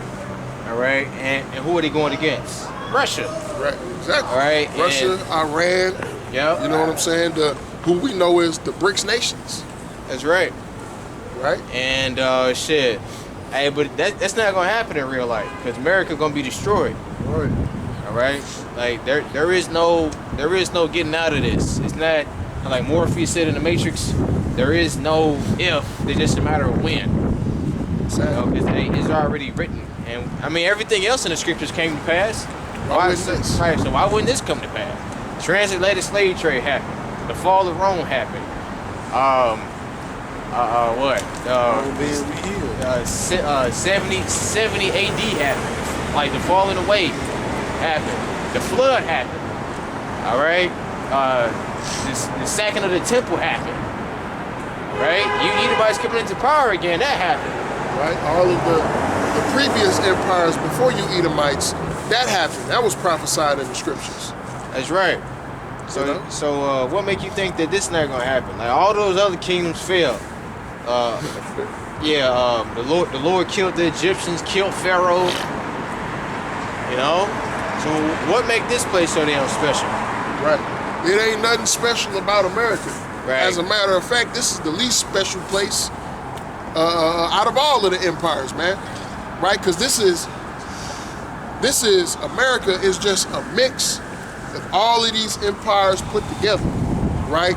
Egypt, the Assyrians, the Babylonians, the Medo-Persians, right? The ancient Roman Empire, right? All of these kingdoms are now mixed into one, which we call the United States of America, because you see an aspect of all of them here in America, right? With you know, Egypt had the Israelites in slavery. Yep. That happened here in America. Babylon. Yep, Babylon, all of the witchcraft, all of the, you know what I'm saying? Yeah, the sodomy, all of the things that was going on in ancient Babylon. You see that here today. You got Greece, Shushan the palace. But you know you know how many niggas that you see walk through that wear fucking dreads. All right, and like Shiva Jatas, that go back to an East Indian guy, Shiva. Okay, now it's like that's the guy that they worshipped in Iraq. The sports games and shit. These modern day coliseums, right? Gyms. Right. Gyms. That was a Greek custom. You know what I'm saying? So all of these things that we saw in the ancient world are just brought back here today. For example, look at your courthouses. You know what I'm saying? Right. Or look at these, you know, old school type buildings and everything with the columns and the pillars and everything like that. Like Roman, right? A-frames. Exactly. Yeah, that's all Roman architecture. Right. And all over there. And before that, you can go back to the Edomites where they used to live. That same architecture was there. Yeah. Right. Mount Seir. You call it Petra now. Yeah. Right. Petra. With that, they had that exact same architecture. So that also, and then the same people who ruled the Greek and the Roman Empire in the ancient times are the same people who are ruling now. That's right. Right? Which is how we know that you so-called white people are Esau Edom, because one, is written in the scriptures, and two, we can see it all over wherever we look. That's right. You know, wherever we look today, we can see it. Khan, go ahead, brother. This is 1 Maccabees chapter 8. We'll start at verse 1. It says, Now Judas had heard the fame of the Romans, that they were mighty and valiant men, and such as would loving accept all that join themselves unto them, and make a league of an enmity with all that came unto them. So this is when the Romans started to come in power. Jump down to verse 14. It says, Yet for all this none of them wore a crown, or was clothed in purple to be magnified thereby. Moreover, how they had made for themselves a senate house, wherein 320 men sat in council daily, consulting always for the people, to the end that they might be well ordered, and that they committed their government to one man every year, who ruled over all their country, and that all were obedient to that one, and that there was neither envy nor emulation amongst them. So that was the beginning of the Roman Empire. Scripture tell you that they had a Senate house. That's why you have Senate houses today. Right. You had all these men in there in council that they daily what's going to be best for the people, and they set up one man to rule on them every year, which is no different from a president or, you know, they have a what do you call it, terms, the number of years you can serve in several positions. You can only serve for so long. That's why they have mayors elections about every year. I think mayors had their election every year. I want to say it's every 3 years. Every 3 years. Three or 4 years. Presidents every 4 years, and they got other positions. It's all the same. So everything's dictated back off Rome. Right. That was First Maccabees 8. Chapter 8. Exactly. Yeah. So you see all of these things that were happening back then that are happening now in the scriptures. And the scriptures talk about this, man. So there's no way that we can say that, oh man, all of that Bible, that's just a fairy tale, man. That's just a figment of your imagination. The white man wrote that. You know what I'm saying? There ain't nothing fables in there. Well, you obviously have never read it before. And you obviously have never read it, you know what I'm saying, and have actually gotten a true understanding of it. If you do read the Bible, a lot of you jakes read the Bible going into it with that Christian ideology in your mind, with that white Jesus. You know what I'm saying? With that white Jesus in your mind, and thinking that this is talking about white people, Amalek, you know what I'm saying? Or thinking that it's talking about, or if you one of these so-called black consciousness people, you looking at it like, oh, well, this is just all metaphors and allegories and everything like that, man. Little do you know, all of these things actually happen. That's right. Right? All of these things actually played out on the earth. Yeah, like they actually found some of Pharaoh's chariots at the bottom of the Red Sea, bottom of the Red Sea, man. Like, what are you talking about? Like, they even had Mount Sinai, like the top of it is burnt. Yeah, they got it blocked off now. Yeah. Bro, I think the video brother shared recently about how they found, like where Jake made a golden cow, and the two rocks. Was it Horeb?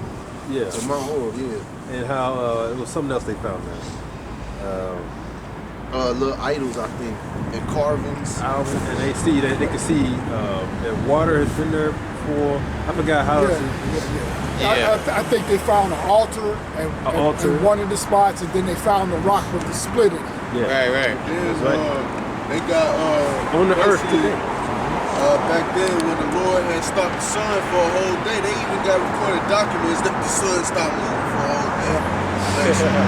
They found the sulfur from Sodom and Gomorrah. God's wife.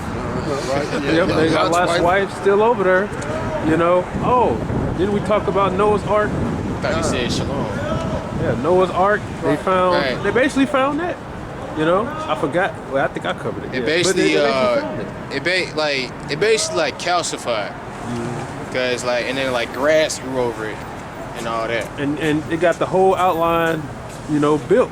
Right, and it's how big was the ark? I think it was 300 cubits. It was 300 cubits long, 50 cubits, 50 cubits width, Probably had to just look it up. Yeah, and they had took like an X-ray of the ground that the ark was on, and you could see the shape of it going to a perfect boat, man. Yeah. But it's gonna let you know, man, like the Bible is true, man. And All the events that happen. And soon to be revealed, it's up to the Lord, will be the Ark of the Covenant, because that's still on the planet, but that's up to the Lord when He gonna reveal that. So there's, yeah, man, the Bible's real, and you know, like the brother said, a lot of you people just think like the 4 beasts were actual beasts. You know what I'm saying? But as knowledge progresses in the teachings, they even got in the Blue Letter Bible. I think you brought that out. How they actually say like, yeah, the 4th beast is the Roman Empire, etc. Right. And even when you go to the Book of Revelation, it tell you that the mountains that or the heads were nations of people and right. power structures. And those power structures are here today. And Egypt, spiritually known as Egypt, spiritually known as Sodom and Gomorrah, Babylon the Great, all that's talking about America, because when you read the scripture about the feathers, okay, the eagle and the feathers, when Rome fell, time still went on. So obviously, you know, the scripture tell you that when the Lord smote the feet, okay, that then He came. Well, if the Roman Empire fell, you know, over 1,500 some years ago, why are we still here? It's because it's talking about this Roman Empire, which embodies Egypt, Babylon, Greece, like you said, Medes, Persian, all in one, you know? I got it. This is Genesis 6 and 15. Matter of fact, I started at 13. And Yahweh said unto Noah, the end of all flesh is come before me, for the earth is filled with violence, and through them, and behold, I will destroy them with the earth. Make thee an ark of gopher wood, rooms shall thou make in an ark, and shall thou pitch it within and without with pitch. And this is the fashion which thou shalt make of it. The length of the ark shall be 300 cubits, so I had that right. Breadth of it 50 cubits, yep. And the height of it 30 cubits. Alright, count. So yeah, like all of this was real. All of this is a true living book, man. You can read the book and you can see the events, the world events that have happened in the Bible. You know what I'm saying? So this is a true book. This ain't no fairy tale. This ain't no, you know what I'm saying? No novel or nothing like that, right? This book is to be taken seriously. You know what I'm saying? It's to be taken seriously, right? So, right, this is why we take heed. So this is why we say, well, look, if all of these things that happen in the book, and all of these things that happen in the book, what's going on, brother? What's going on? Right? If all of these things that happen in the book are true, what makes you think that America is not prophesied in the Bible, and America's judgment is not prophesied in the Bible? You know what I'm saying? You got that Daniel chapter 7. And then This is the book of Daniel, chapter 7, and verse 23. And it reads, thus he said, the 4th beast shall be the 4th kingdom upon earth, which shall be diverse from all kingdoms, and shall devour the whole earth, and shall tread it down, and break it in pieces. And the 10 horns out of this kingdom are 10 kings that shall arise, and another shall rise after them, and he shall be diverse from the first, and he shall subdue 3 kings.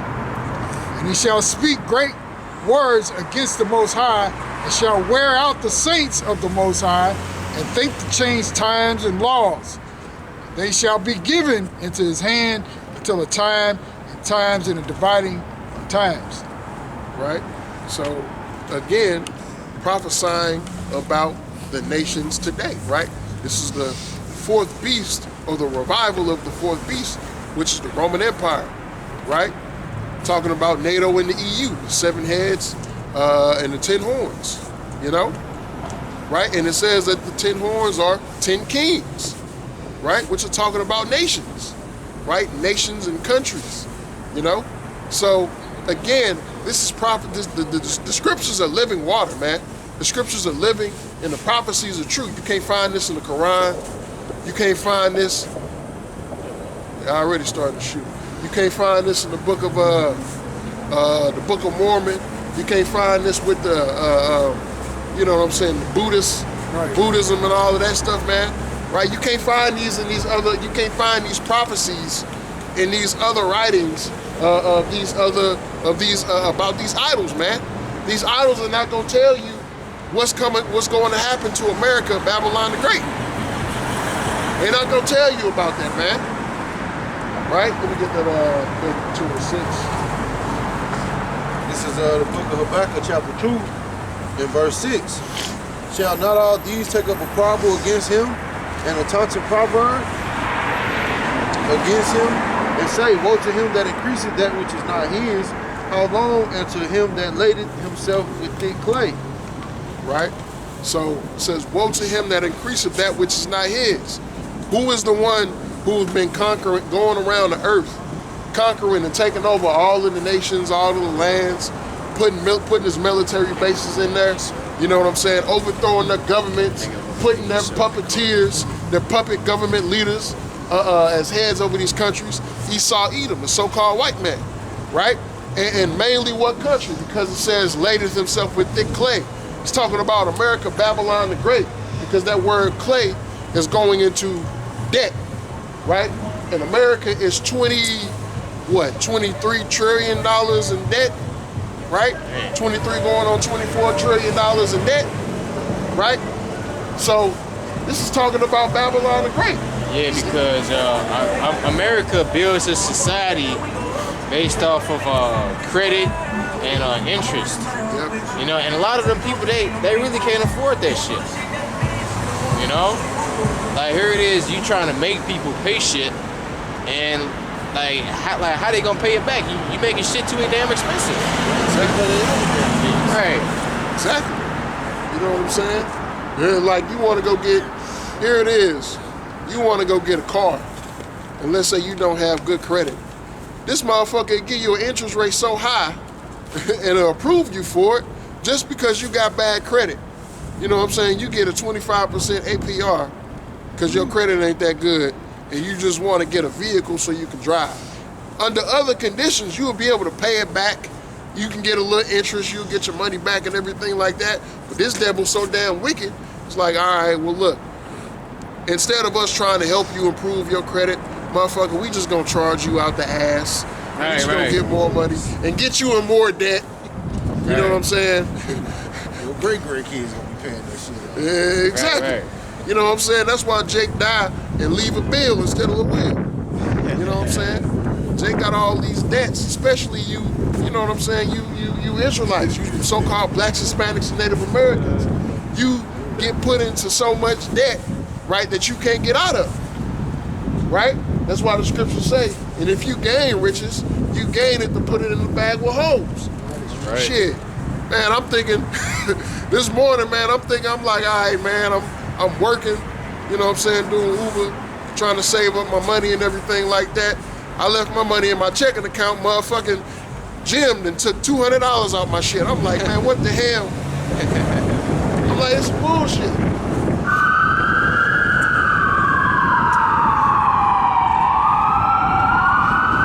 Like, it's some bullshit.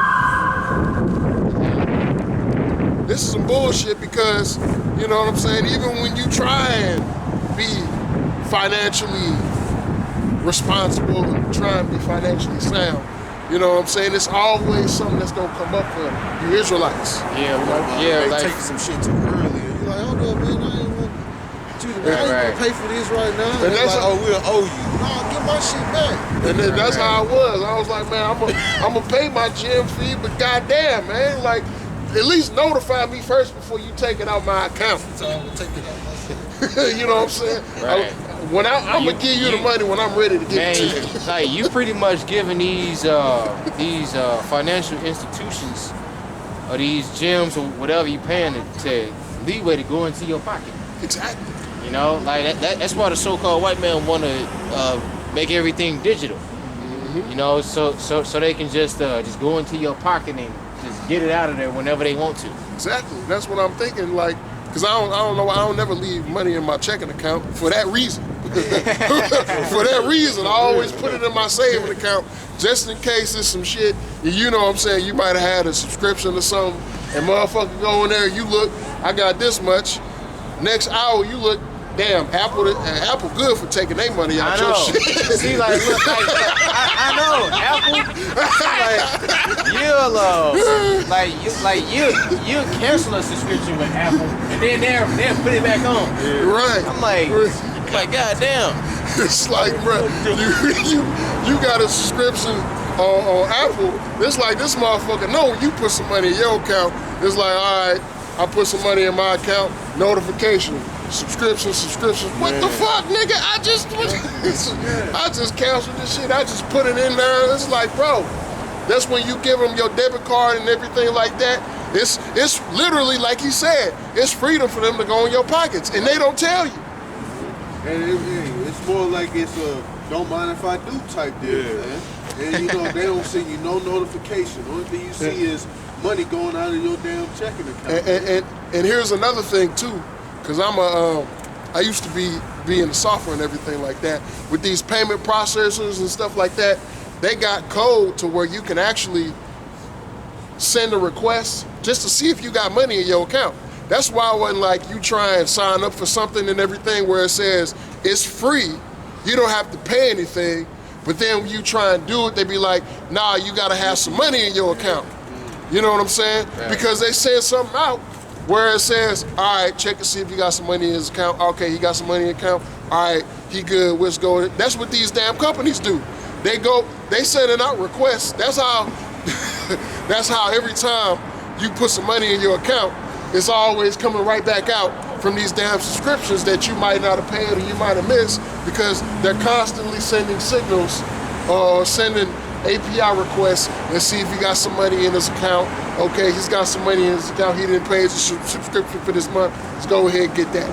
Let's go ahead and give me that. Yeah, you got that money? Okay, yeah. Right on, nigga. Yeah, give me my shit. You know what I'm saying? But that's this damn devil, man. That's what comes with this damn devil. He's got access to your pockets. And that's when that C-HIP comes out and is made mandatory. It's going to be even worse.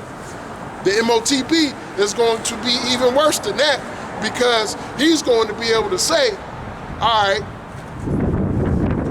you can't even have any money. You can't even have any money, or you're talking this type of talk. Okay, well look, now you owe us. You want to be radical. You want to go against what we say is good and what is not good. All right, well look, all your paychecks, you still got to go to work, but you ain't getting no paychecks. Garnish your wages just like that. I'm gonna garnish all your wages, and I don't give a fuck if you got to pay rent or not. As a matter of fact, you can't even pay your rent without the C-HIP. You know what I'm saying? So that's how it's gonna be in these days, man. That's why we need to have faith on Yahweh Bashem Yahweh Shai. Yep. That's why we need faith in the Lord, because he's the only one that's gonna be able to get us through these times. These times are gonna be trying times, man. These little things, the little situations that we go through right now, you know what I'm saying, on a daily basis, with whatever you may have to go through in life, it's just to prepare you for that big thing, for those big trials and those big tests, you know what I'm saying, that we're gonna have to go through during Jacob's trouble, when all hell breaks loose, you know what I'm saying? So this is what we gotta be prepared for, and that's what we always gotta lean on Yahweh Bashem Yahweh Shai, right? Always be praying for an increase of faith. Always be praying for, you know what I'm saying, the diligence and the ability to endure these trials that we go through now, and, you know what I'm saying, to keep faith in that day, right? That's why the Lord said simply, take no thought what you shall eat and what you shall drink, because the Lord gonna take care of all things, man. So it's supposed to be gunshots? Fireworks, yeah, I'm sure some gunshots mixed in. I got one.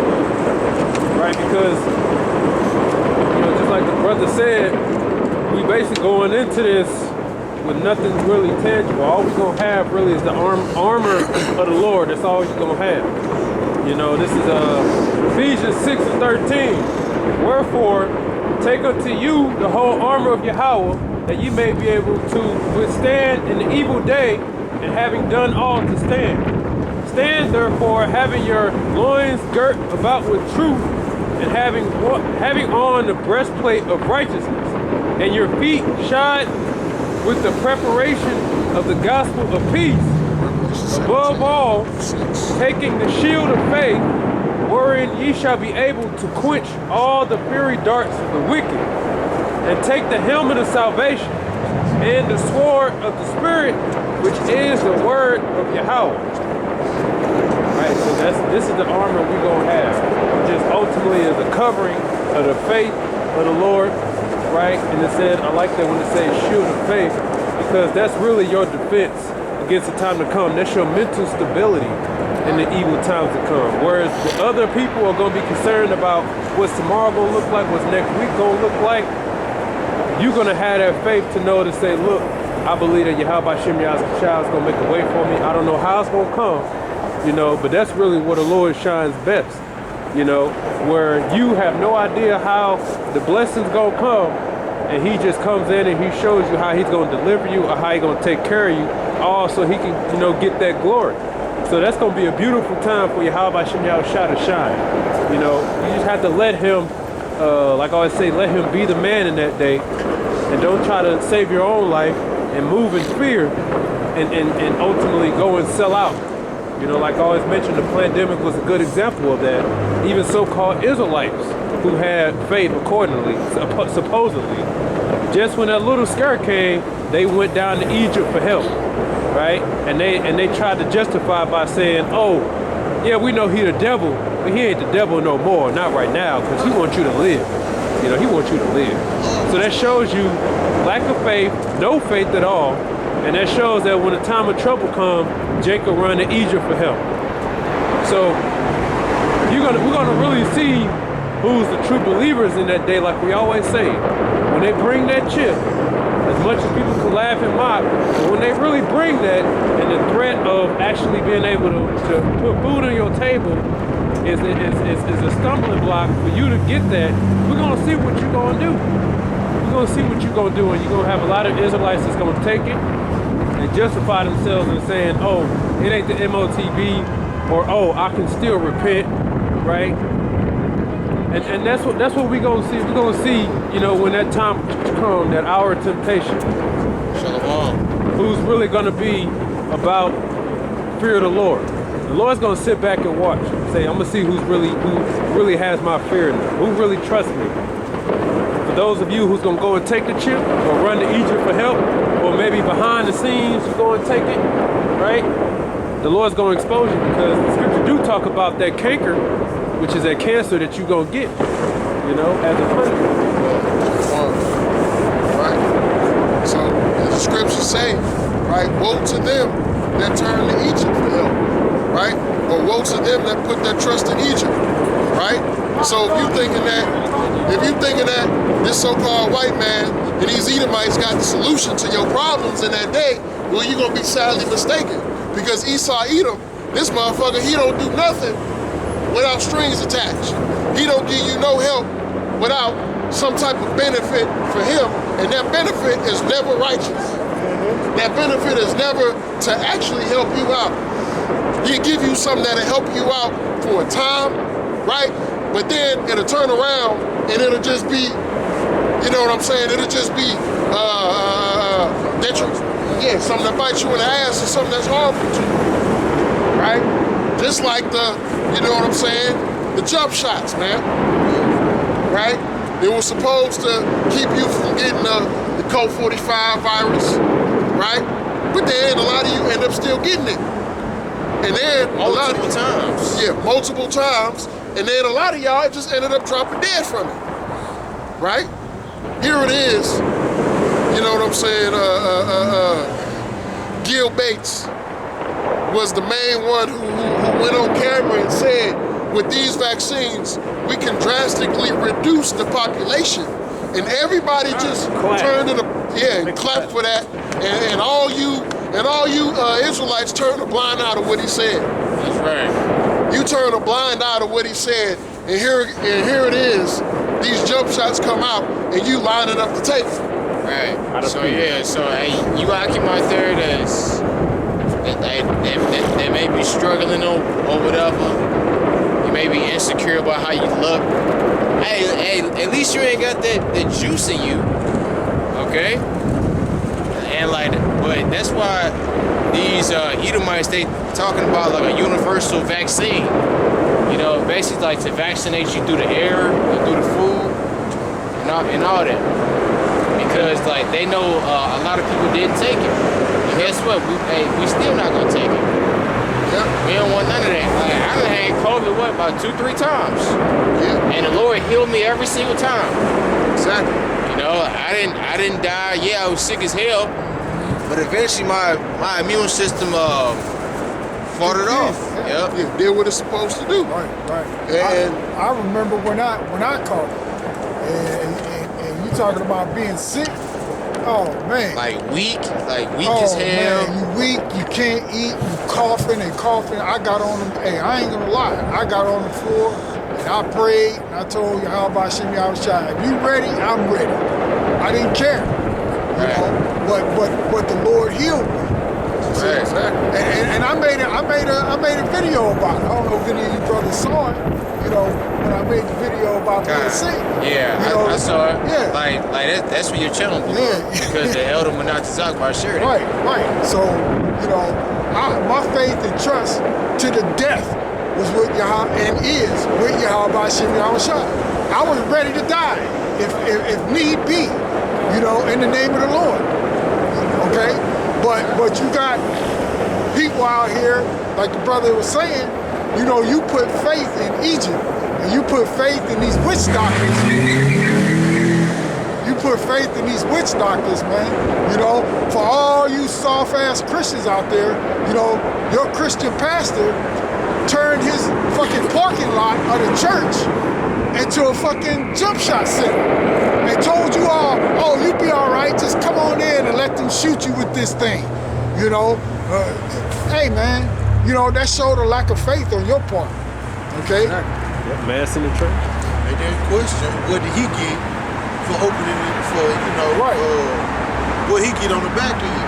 Right, exactly. You know, because it was for money. That's what they all do these things for. That's why they show up to church. That's why they, you know, pander to the women. That's why they teach the stupid ass doctrine that they teach. It's for the money. Yep.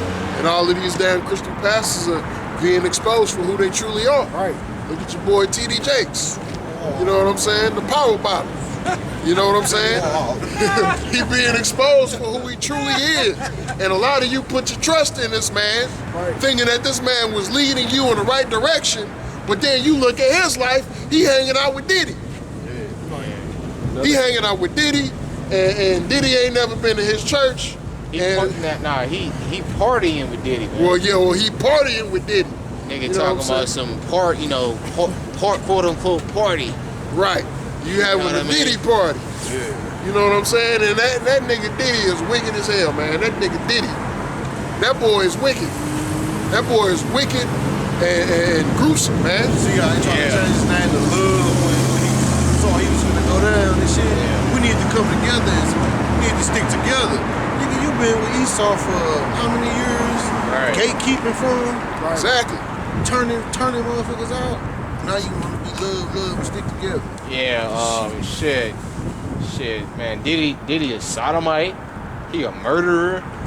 He a witch. Warlock. Shit, like most likely he drink blood. So come on now, man. Hey Diddy, you are a 2/3, bro. I can humbly say you are a 2/3. Yes. You know, like you are like TD Jakes, your fat ass a 2/3. You know, Creflo Dollar, you a 2/3. All y'all, you know, all, like majority of all you entertainers are 2/3. The elected the 2/3. Right? Yeah, I don't care if you could dunk from the free throw line or whatever. You know, like here it is. Like I said earlier, I think LeBron James took the juice, right? We know his sons did. Yeah. He one of their pets too. Yeah, definitely. So yeah, LeBron James took it. You know, the nigga had on that big ass, flower looking ass pink dress, Exactly. right? So yeah, I mean, come on now, like this is why they talk about you, LeBron, because you a bitch. Exactly. You know. Kobe would have never did that shit. Kobe would have never put a dress on, man. Right, cause like he's so hell bent on winning and trying to, like basically trying to seek love. It's basically a detrimental effect to him. Cause like the more you try to seek love, the worse people will dislike you because they don't respect you. Exactly. That's like going back to you nigga women. You know what I'm saying? You bed wenches. The more and more you try and kiss Esau's ass, the less respect he has for you. Because he's looking at you like you willing to sell out your own people for my piece of shit ass. Right. I ain't shit. And you willing to sell out your own people for me? Oh Right. yeah, all right, bitch, get this slave play going. You know what I'm saying? Let me stick a 2x4 up your ass. Tie you up, Right. beat you. Yeah. Let me ghetto gag you. Right. Let me urinate in your mouth, because a lot of these these Edomites got some sick fetishes, bro. Even that sexual deviant R. Kelly was into peeing on women. Like how the hell do you get off on shit like that? That is nothing. Nothing should turn you on about urinating on a woman. Right, or shit. Or yeah, doing that. Or shitting on her or something like that. Or having her shit on you. There's people into that. Like bitch be like, yeah. That shit nasty as fuck, man. Oh yeah, like did you hear that OnlyFans model? I think so, where she was talking about, yeah, some dude wanted her to shit on her. Yeah, shit in his mouth. Shit. Like matter of fact, she said that her husband allowed her to shit in his mouth. Yeah, which is disgusting. Yeah, and that dude Kevin Gates, like that nigga into drinking pee. Yeah. So a picture I sent in the chat earlier, he said he'll lift up some nigga legs. Yeah, bro. That nigga said, ask that nigga, do he love him and shit on the little FaceTime thing. You people are fucking disgusting, man. Like just just some regular food and some wine and some slow jams, and then then just some regular sex ain't good enough. Shit, that's good enough for me. Shit. Where the shit at? Clean it up. You can't clean this place. Shit smell like rotten eggs, man. Like, Exactly. Like you people are literally animals, man. Hold on, have a good time. Well, they're in the beast mode of their minds. You know what I'm saying? Their minds are cluttered with nothing but darkness. Right. Damn, hey, and that's a horrible state to be in. You better believe it. Even the people around us are even blessed to have a man of the Lord around them. You know what I'm saying? Cause like they got some form of so-called, I ain't gonna say so-called, but they got some form of enlightenment. Even my mother said, yeah, them Edomites, this, them Edomites there. You know what I'm saying? Exactly. But yeah, like if Broke your fucking leg. oh yeah, baby, sexy. Right. It's just, this place is just defiled and wicked, man. It's just defiled, wicked, and the only thing that's gonna clean this place up is fire. That's right. Nuclear fire, man. Right? That's the only place that's gonna clean this place up. Everything just gotta be burnt, and we gotta start over with the foundation of righteousness, right? A foundation of righteousness via what the Lord deems as righteous, man. Right? With his law, statutes, and commandments being in order, right? Having the families back together. You know what I'm saying? This place is just nothing but destruction. America is nothing but destruction. That's all it is, man. That's all it is. If you come to America, this is why these people come from these other countries and they come to America and they just lose all form of, you know what I'm saying, all sense of morale and everything that they had back home, because that's what this place does to you, right? Giving you all of the freedom, you know what I'm saying? Oh, I can do whatever the hell I want to, all as long as it's within the laws of Babylon the Great, and sometimes you can even bypass that. You know what I'm saying? I can do whatever the hell I want to do and get away with it. Whereas in my country, if I wanted to go and commit adultery on my husband, you know what I'm saying, you get put to death. Right. If you want to go out here and be a sodomite in the country back home, I get put to death. But shit, I can, you know what I'm saying, take all the rides I want to. You know what I'm saying? So it's like, that's why this place is likened unto Sodom and Gomorrah. Because the same thing was going on back then, it's just now it's on a much bigger level and a higher scale. You know? So that's why this place gotta be put down, man. You got that Revelation 18?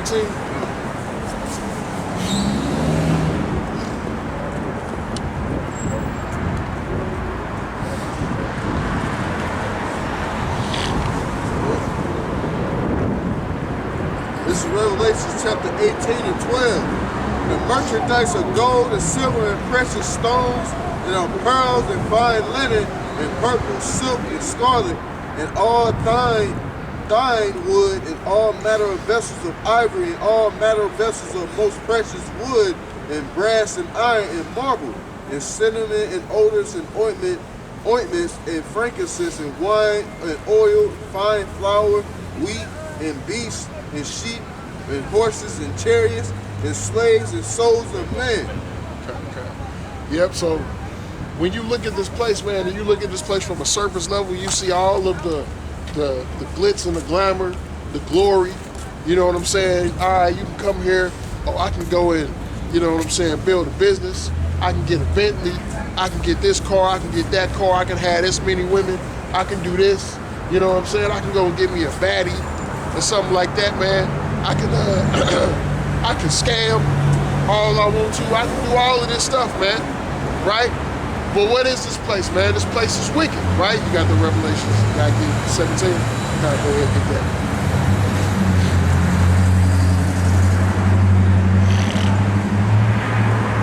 Book of Revelation, chapter 17,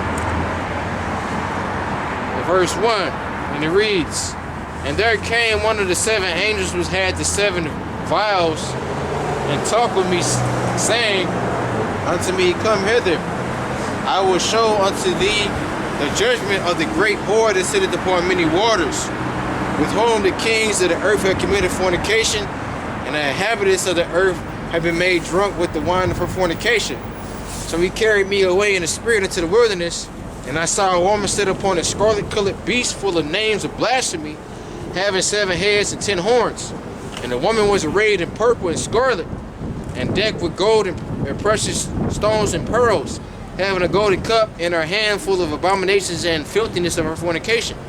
And upon her forehead was a name written, Mystery Babylon the Great, the mother of harlots and abominations of the earth. And I saw the woman drinking with the blood of the saints, and with the blood of the martyrs of Yahushua. And when I saw her, I wondered with great admiration." Keep going. Okay, keep going. Yeah.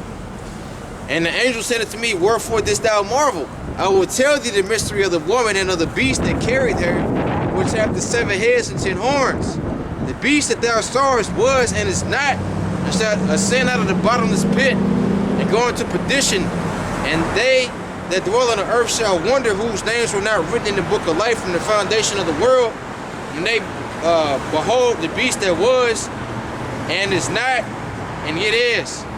And here is the mind which hath wisdom. The 7 heads are 7 mountains on which the woman sitteth. There are 7 kings forever fallen, and one is, and the other is not yet come. And when he cometh, he must continue a short space. And the beast that was and is not, even he is the 8th, and is of the 7, and goeth into perdition.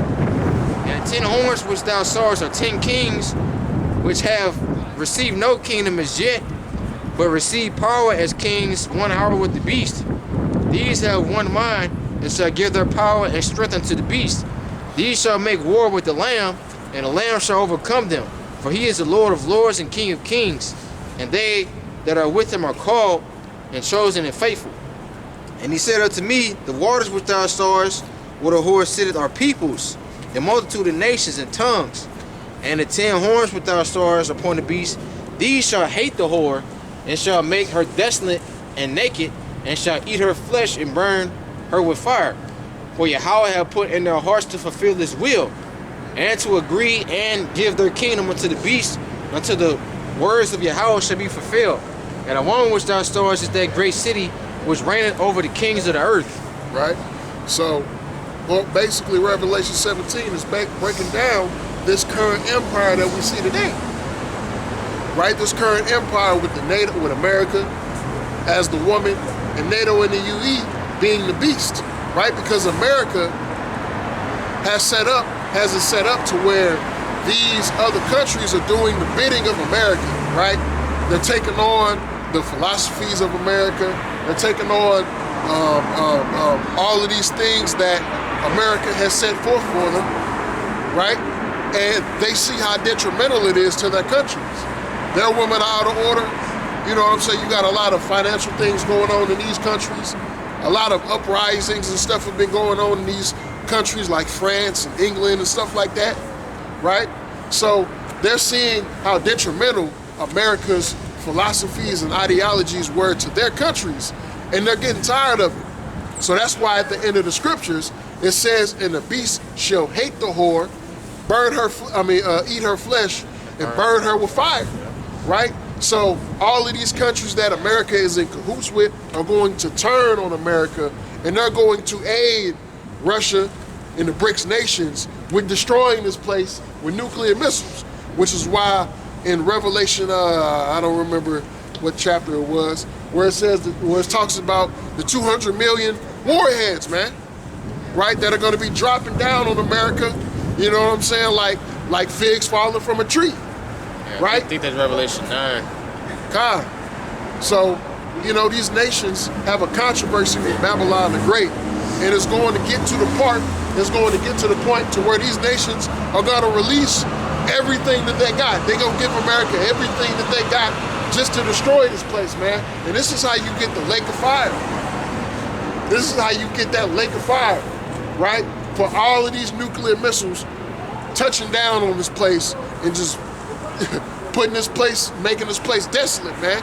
And the only way out is through Yahweh, Bahashim Yahweh Shai. It's the only way out. Getting on the chariots. Right. You know? Hey, and even then, if you flee to another country, hey, shit, it don't matter. If you're not a part of the elect, like when the Lord brings his judgment, the missiles, for real, that's just the beginning. Yeah. Because you gonna have the elect men coming out to wreak havoc on you other nations. You know? But yeah, hey, that's gonna be fun to raid you heathens countries and fuck all y'all up. Hell yeah. Destroy y'all idols and monuments. Hell yeah. Exactly. And then who knows how long the elect are going to be on those chariots, right? Because you got to remember, all of them missiles, that's going to bring also a nuclear effect. I forgot what they call it. Radiation. Yeah, a nuclear winter here on the earth, right? All that smoke, all of the missiles and everything like that, that's going to hit America, that's going to affect the rest of the planet, right? So everybody for a period of time after that is going to be suffering on the earth. Well, I'll throw in there, you know, the Lord said he's going to destroy this place in an hour. So once America's destroyed, then we're going to go across the world, you know, and chain these heathens up and destroy them as well. And then that's when we're going to build the kingdom. And the scripture said that the smoke of America is going to descend up for a while. You know what I mean? So it ain't like we're going to be on a chariot for years and watching. No, it's going to be, because the scripture says in 1 hour he's going to destroy this place and redeem and destroy it. And then go around, destroy this place, go around, take all these other nations, put them all in slavery. Then we're going to start to rebuild the kingdom. And then we're still going to see the smoke from America for a while, but it's not going to affect, you know, what we do. You know what I'm saying? It ain't like the whole earth going to be plagued or anything like that. I just wanted to throw Right, that. like scripture said that the earth abided forever. Because he gonna do this, in 1 hour. That's gangster, in a good sense. I'm gonna say. I ain't trying to say he on that, but whereas Jake will want to try to plan and try to overthrow the government and take months of planning and all that, the Lord said, "Wait on me, and I'm gonna bring this woman down in 1 hour, and we're gonna go." And then what's gonna happen is the scripture says the other nations are gonna see, because this is gonna be broadcasted. This broadcast will be televised, however you say. Then they not gonna repent for their deeds. They're gonna say, look, we finna start rebuilding, right? So they not gonna repent. So then that's gonna be justified for us to go around and put all you heathens to slavery, because it's gonna say, even with this destruction, you still not gonna repent. You're gonna lament in anguish for this place, but you're not gonna repent. So then we're gonna go around and we're gonna put y'all in slavery, man, all in 1 hour. Yeah, and all those bunkers that Elon Musk, Mark Zuckerberg, Khloe Kardashian, even a lot of Jakes is building bunkers too. Hey, we gonna round up all them Edomites and you Jakes that didn't want to take heed to the truth, think that you gonna survive this without your Yahweh Shem Yahshua. Your ass gonna get put to death right on the spot. Okay? That shit, it might be a public execution. Hey, it all depends on how Yahweh Shem Yahshua feels. Exactly. All right? Exactly. I ain't doing anything else afterwards. I just have one more. Okay. Got the other precepts. So this is 2nd Ezra 13.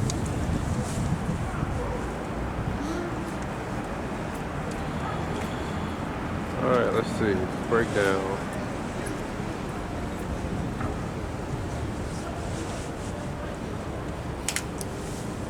Okay, 2nd Ezra 13.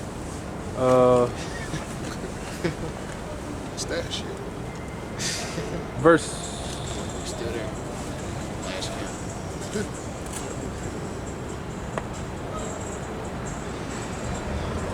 Okay, I think it's starting at verse. Yeah. 5. We'll start from the top. It says, "And it shall come to pass that after 7 days I dreamed a dream by night, and lo, there arose a wind from the sea that it moved all the waves thereof. And I beheld, and lo, that a man waxed strong with the thousands of heaven. And when he turned his countenance to look, all the things trembled that were seen under him.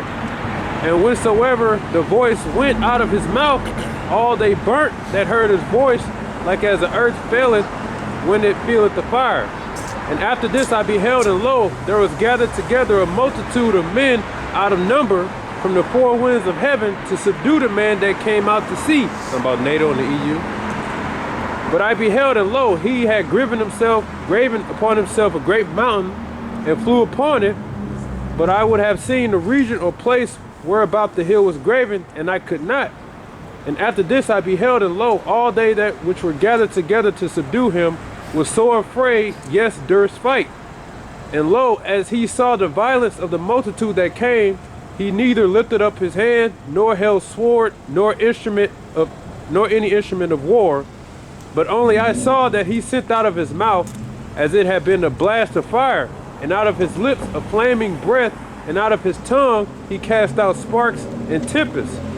And they were all mixed together, the blast of fire, the flaming breath, and the great tempest, and fell with violence upon the multitude, which was prepared to fight, and they burnt them up every one, so that with sudden of an innumerable multitude, nothing was to be perceived, but only dust and the smell of smoke. When I saw this, I was afraid. Afterwards I saw the same man come down from the mountain, and call unto him another peaceable multitude. And there came much people unto him, whereas some were glad, some were sorry, some of them were bound, and others some were brought of them that were offered.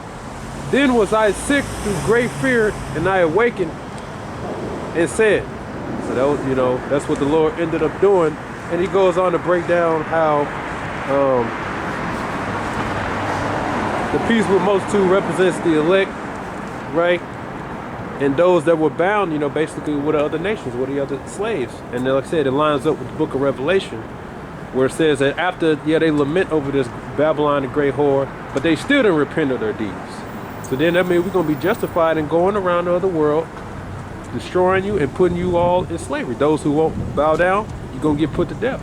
And those who do bow down, we're going to put you in slavery. All right? And then we're going to bring you on over. And it's, you know, time to start to build the kingdom, you know? And America, because, you know, eventually the smoke will die down, because this prophecy said that this place is eventually supposed to be what? A dwelling place for the desert creatures. So, you know, don't listen to IUIC where they say America's going to be burning forever and ever, and all the wicked Israelites are going to be burned over here forever and ever. No. That's not even physically possible. like nothing. Like nothing burns forever, man. It's even big ass forest fire eventually go out. Yeah, exactly. It's going to be a place for the desert creatures to dwell. This is going to be their new home and habitation. They're going to love it here. You know what I'm saying? But yeah. So and then all them, you know, international bankers, they don't live in America. They live outside the country. They know what's coming, and they got bunkers that they hide in. We're gonna go right over there and we're gonna bring their ass up. You know. And I believe Esau is one of them. I believe Esau is back. I believe he's one of the bankers. And I believe when the Lord's going to bring him, Esau is going to be here in the end. I believe Jacob's here too. You know? Okay. All right. So, you brothers got any other precepts?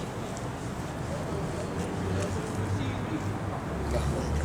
All right. So, yeah, I'm going to go ahead and close out with that. Lord, women, this is edifying to the sheep, to the flock of the nation of Israel, giving all praises to Yahweh, by Hashem Yahushua, by Hashem Rakakadash. Double honors to the elders and apostles at Great Millstone. Peace and salutations. Shalom and the Bible Ball. The Bible Ball.